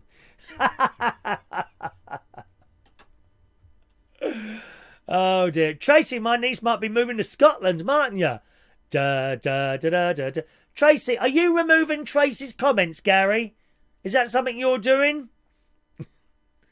Your comments shouldn't disappear, Tracy. I don't know why. Thank you, Billy. Start your own radio show? Well, I did have a radio show, but I do this now. Internet radio? Do you mean internet radio stay? I did do that, but I do this now, Billy. There's not time to do everything I want to do, really. You know, I could do a radio show. That's another day sitting in it. You can only spend so much time sitting in a little room surrounded by television lights and things like that, darling. All right. Ah, there you go. Tracy says may go to Scotland, so hold your visit. Yeah, I've heard, Tracy. We'll have to chat about that on the phone. It's a lovely place. What part of Scotland would you be in? Do you know? Would you be in, like, countryside? Oh, and maybe I'll buy a house near there. You know, I quite like the idea of living on my own in the middle of nowhere. Really? Rachel, on the subject of the spider thing there, it's a good job the spider found her ear condition. Very good, Rachel. Yes, the spider was helping her, wasn't it? The spiders are there to help people. They really are. Morning, Martin. Oh, bless him. He's on another planet this morning as well as my brother-in-law, Retro Restore, Martin. He's on another planet. He thinks I think he's watching yesterday's show. He's playing the bingo from yesterday. Let's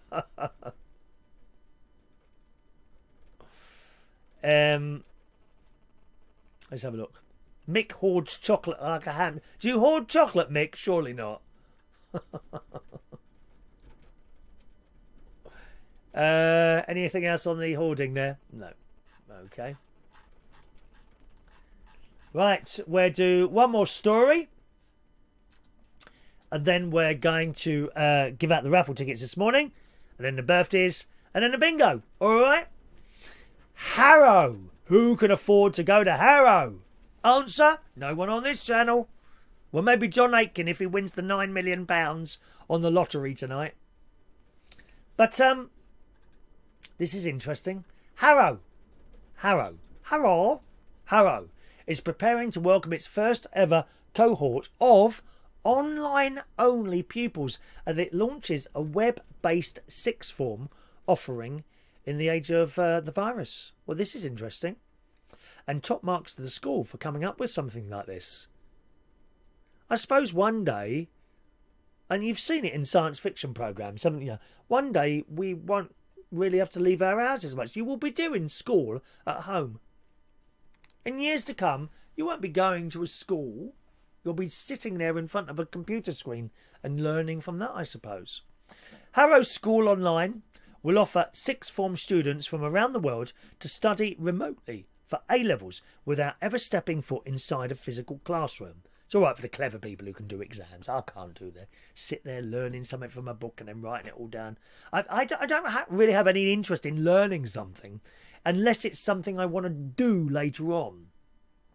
Really, I should book myself in at a DIY place, perhaps. You know, a DIY course and learn how to do things there. Pupils have been dubbed online Harrovians will have the option of taking up to 3 AS and A-levels maths, further maths, chemistry, physics and economics, with each subject requiring the student to attend 2 live sessions via a video link a week in addition to personal study. Fees? This is going to cost them £15,000 a year. Now, before you say that's too much, right? The story says, fees are still significant at £15,000 a year. This is the online course, but are considerably less than the £42,000 a year parents pay to send their child to the school's main London campus. £42,000 a year it costs those parents. Subjects will be taught by 6 teachers, all based in the UK, who have been recruited and trained using the same process and guidelines as Harrow School, although they are not taking part at the primary faculty. That don't sound too bad now, does it? 15 grand, I suppose? Oh! How interesting. It says online schools can't currently be registered with the Department of Education, although the school believes a voluntary registration will open in the autumn. So there you go. You won't have to spend so much. You want to go to Eton? Somewhere like that? Off you go. You don't even have to leave the house there. Don't even have to leave the house, all right? How lucky are you? Okie doke, boys and girls. Thank you, Michael Pullman. To be honest, my hoarding is animals because my childhood trauma, I find that animals never turn their backs on you and abuse you. A lovely thing to say there, Michael. They don't really, do they? Unless you've given them... There's a Sphinx cat. I keep telling you this story. The Sphinx cat. There's a TikTok with a Sphinx cat, Michael. And they give this cat... This lad gets a chicken out of the fridge, which is the Sphinx cat. It's not cooked. It's not cooked. And this cat comes running in, meowing, running into the kitchen. And the bloke puts the chicken down on the plate on the floor, or on the floor maybe. At that point, the cat starts hissing. You can't go near the cat then. And it then picks up this whole chicken in its mouth and runs off with it. Oh, dear. Alrighty. Anyone want a raffle ticket? Ask now, gang. Ask now if you want a raffle ticket. Morning to Maureen. Morning, Oh, that's the wrong raffle ticket book there. Hang on a minute. Green raffle tickets. This is for the Monday raffle, gang. If you want to try and win one of these, you'll need a raffle ticket. Just say ticket please in the chat box and I'll sort you out a raffle ticket. Okay, my loves? Let me just pull a few more. I think we've got quite a few there today, haven't we? There we go.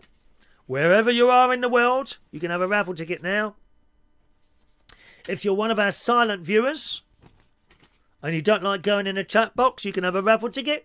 Just type ticket please and send that with your name, your whole name on it, to the text number, top left-hand side of the screen there, 07551 259 675 is the text-in number, okay? Maureen's already done that. 651. Maureen, oops, where is it now? Maureen, 651. Mark Bowles has done that as well, I think. Mark Bowles, 652. Let me just scroll up a little bit there. Where are we now? Sorry, gang. There we are. No, there was someone above that. Where's that gone now? Where's she gone now? There we are. Peter Wright, 653. Denise Andrews, 654.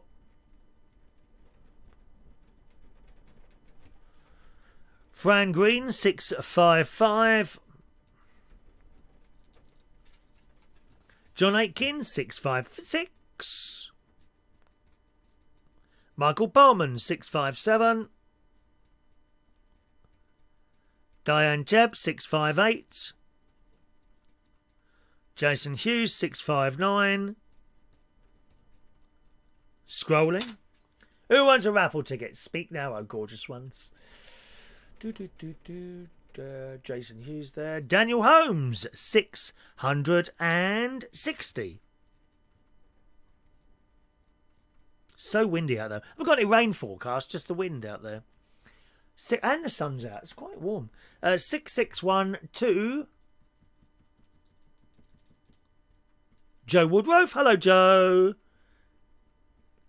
Joe Woodruff. Paul and News, 662.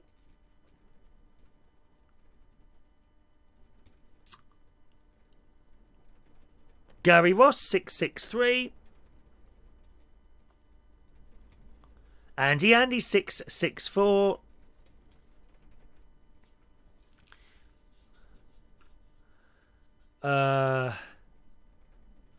Tony King, 665.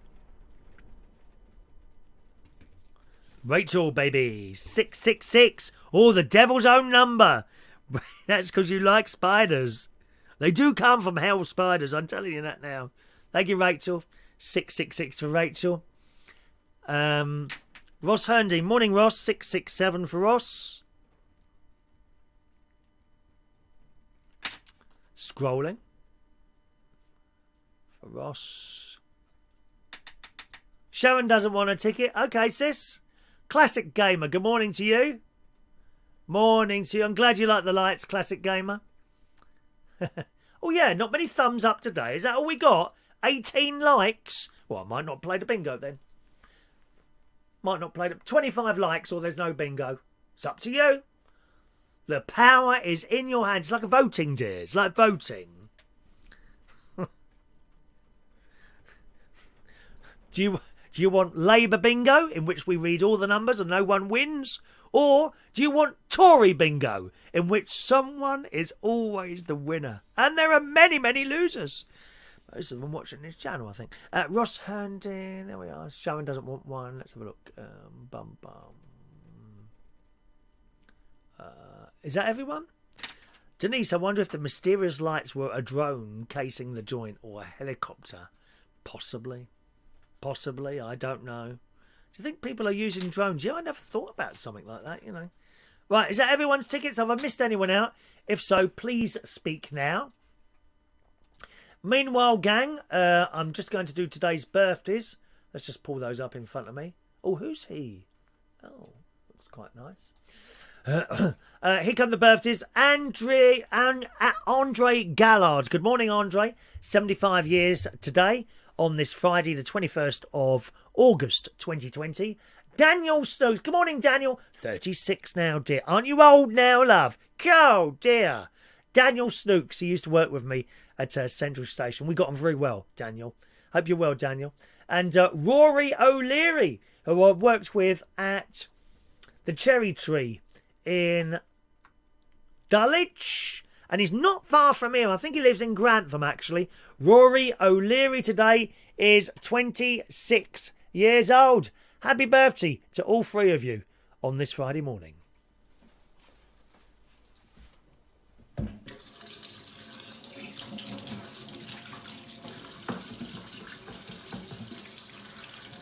Happy birthday to you. Happy birthday to you. Happy birthday, happy birthday, happy birthday to you. Twice, coronavirus. Happy birthday to you. Happy birthday to you. Happy birthday, happy birthday. Happy birthday to you. Happy birthday. Yeah, happy birthday, baby faces. All right. There we go. Happy birthday to each and everyone there. Okie doke, gang. It's time for our daily game of bingo. Oh, what's this here? Denise, definitely not a spider in those. Yeah, those strange lights that I showed you the other day. Spiders on our camera. I don't think it was a spider. It might have been a spider's web catching the light. Might have been, but we'll never know, really. It hasn't come again, unfortunately. Didn't come again. All right. Okie doke. Bingo time, gang. Get your little bingo tickets out. Okay, just our daily game of bingo. And the prize is an extra raffle ticket. I mean, it just gets better and better, this show, doesn't it? The prize is an extra raffle ticket to give you another opportunity to win one of our exclusive fridge magnets, boys and girls. Not available to buy. And there's something new coming next week. Yes, they have two things, actually. They have arrived at my house yesterday. It's all very exciting. From UPS. They rung my bell and I wasn't in, so I was able to talk to the bloke. So could you please leave it with my delightful neighbour Dave? And he has done. A very large box of items. What could they be? Not telling you. It's very exciting. Very exciting. Okay, so get your bingo tickets out. Bingo ticket at the top says, I don't know what it says at the top. Friday the 21st of August 2020. That's what it says, okay? We're only playing for the full house. You need to mark off all the numbers on your ticket. As soon as you've marked off the numbers on your tickets, make sure you scream bingo into the chat box there or text it. Okay? I think anyone else asked for raffle tickets, did we? No. Or text it on the texting number up there. You only have 1.5 minutes to claim the prize. If you don't claim the prize in that time and we've moved on to the next number, you've missed it. For whatever reason, if the chat doesn't get to me and I don't see it in front of me and you don't stop me moving on to the next number, whatever the reason is, you're running a bit slow, message didn't appear, got lost somewhere in cyberspace, if we moved on to the next number, you've missed it. Okay? Even if someone doesn't win on the next number, you've still missed it. We carry on for another player. That is the rules. Okie doke. Let's bring up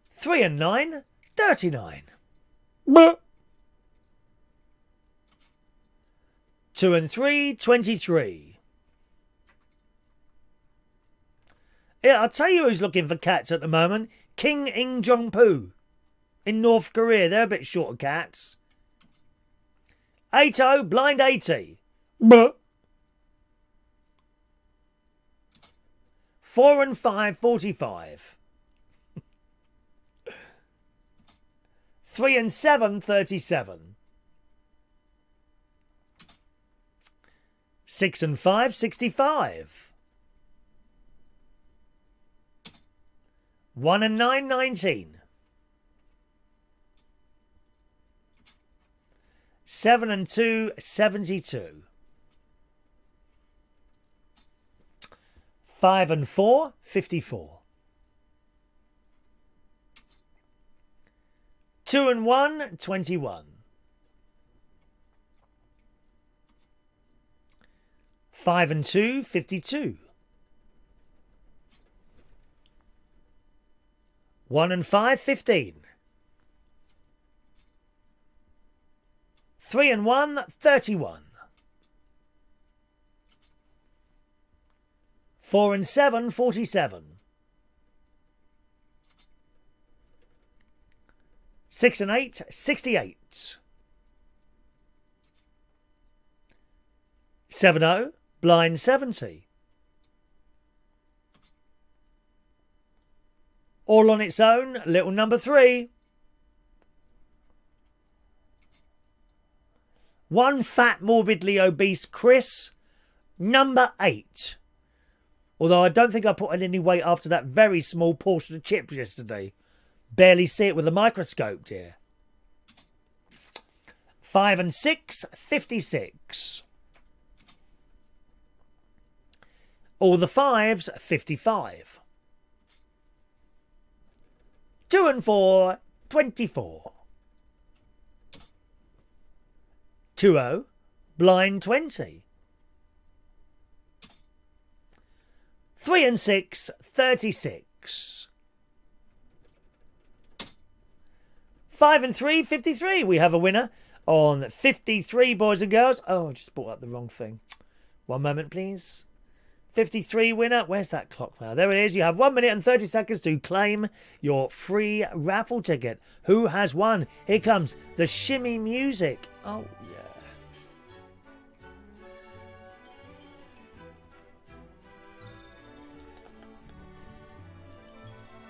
Who's won?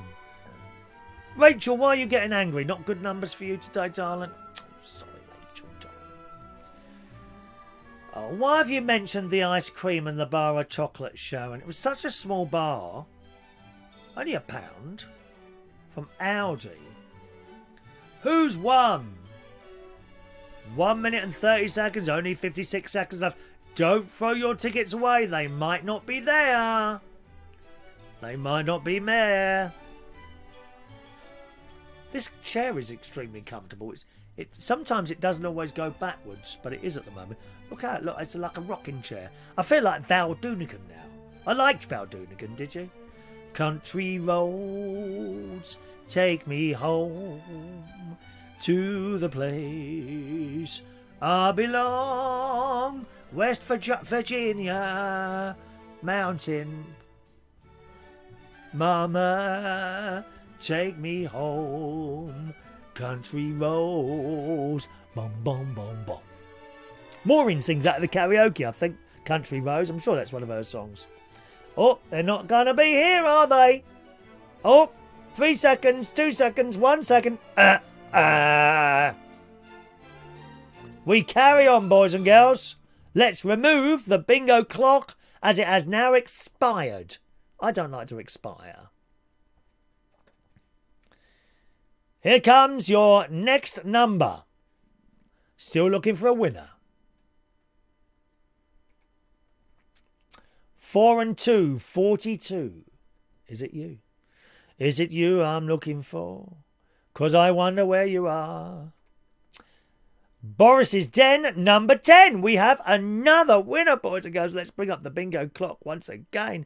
You have 1 minute and 30 seconds to claim your prize. Ba ba ba ba. Oh, fun things to do with tech. We got a chippy when we get fish and chips with curry, and it's a large £3.50. That's very good. Well, these chips I bought yesterday were £2. Very disappointing. There was hardly anything in there, dear. Dreadful. Dreadful. You get a lot of chocolate for £1 in Aldi. Oh no, they had Cadbury's. I've tried the Aldi chocolate. You have one bite of it, right? And you think, oh, it's not too bad. But then you have a second bite. You think, no, I don't like it. Cadbury's or Galaxy only. Preferably Galaxy. Preferably Galaxy. Let's see if this person is here. I should be most distraught if they're not. Oh, I've just dropped my phone now. One moment, please. Ba ba ba da ba ba da da da da da da da. Chris Reardon is right here today, and he is here right now. One minute.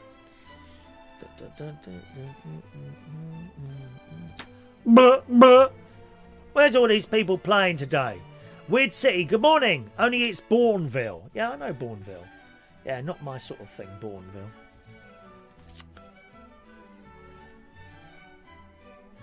Yeah. Daniel Holmes loved Galaxy. Me too. My favourite chocolate, Galaxy. My friend Non-Irish Mary from Ireland, may she rest in peace, she used to bring me in, not like a couple of years ago, I had to stop her doing it. She was bringing me in those, those bars of Galaxy like that. She was bringing me on one every time I did and that's when the weight really started piling on. Worse than it is now. We've run out of time again. Okay, fair enough. Still carrying on, gang. Still looking for a winner. Eyes down once again. Here we go. 6 and 2, 62. All on its own. Little number 6. One click. 7 and 6, 76. 7 and 1, 71.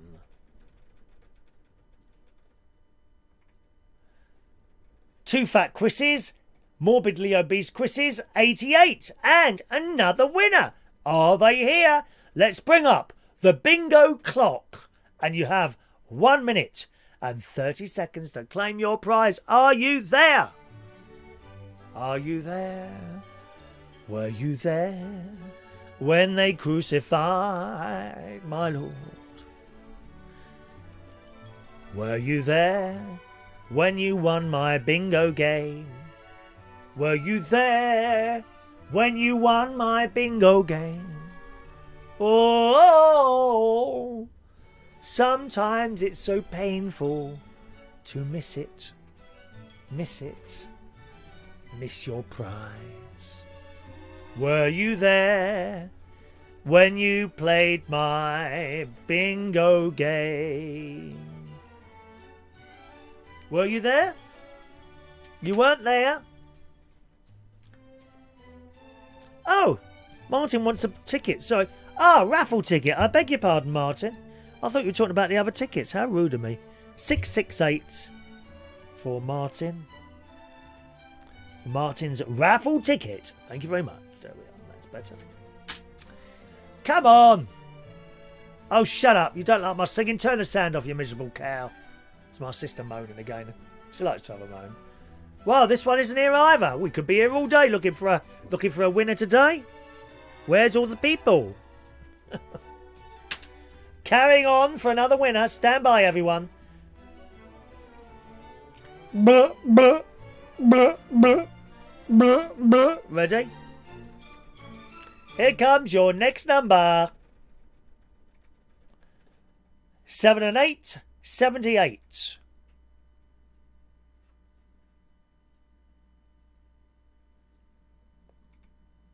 3 and 8, 38. And a winner on 38.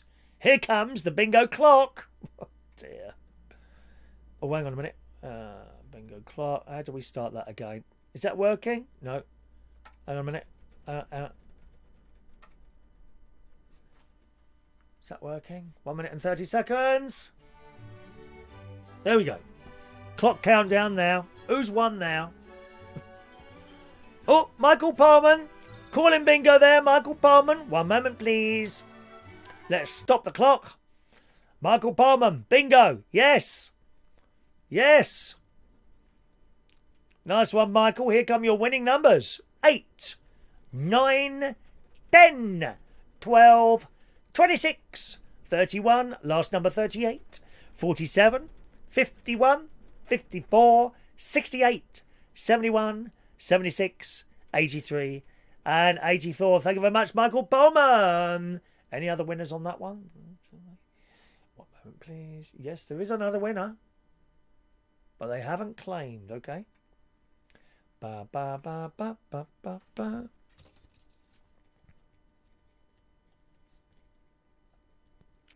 Excellent. Let me give you another raffle ticket there. I'll put you under Martin Butler's third request for a raffle ticket. So you get number 669. Who was that again? Michael Palman. 669. Michael Palman. It's got very warm in here suddenly. I think the sun's out. Although it's windy, it's very sunny. There you go. All right, Michael, 669 for you. An extra opportunity to win a prize. Right, let me just delete that game. So that's all ready for the next one. Look at me prepare. I'm preparing tomorrow's show now. That's how dedicated it is. Dedication. Ooh, dedication. Ooh, dedication. That's what I need if I want to do the best. If I want to beat the rest. Ooh, dedication's what I need. Ooh, ooh, ooh, oh. There you go, gang. Oh, Joe Woodrove, what's happening? Your winning streak has come to an end. Joe wins everything on this channel. Oh, everything. Oh, dear. Daniel's internet has gone down. Never mind. Lots of people wishing Michael congratulations. There's Heidi Young. All right, Heidi, my love. There we are. Well, I think that's been quite a nice little show today. I think it's time to wrap up and go home. Oh, hang on a minute. I'm already here. Well, I don't know. I think people are coming over for a little bit of a walk today. There's no rain forecast, so as long as you're happy and walking in the wind, I'm ready to receive you, sister. Do come over now, and I'm ready to go for our extended walk to the witch's house, where witches and demons and devils live, and we will make potions of evilness, according to Great Niece Evie. Potions of evilness. That's what we're going to make. Thanks ever so much for joining us on the show today. Back with you again tomorrow. Because Saturday again, isn't it, eh? God. Back with you again tomorrow morning, boys and girls. Around about 8:45. Have a lovely day. Do tell other people about our little show here. The more the merrier. We're desperate for viewers, dear. Desperate. They just go down and down and down. It's all very sad. And all very painful to me. It's very painful. It's hurting me.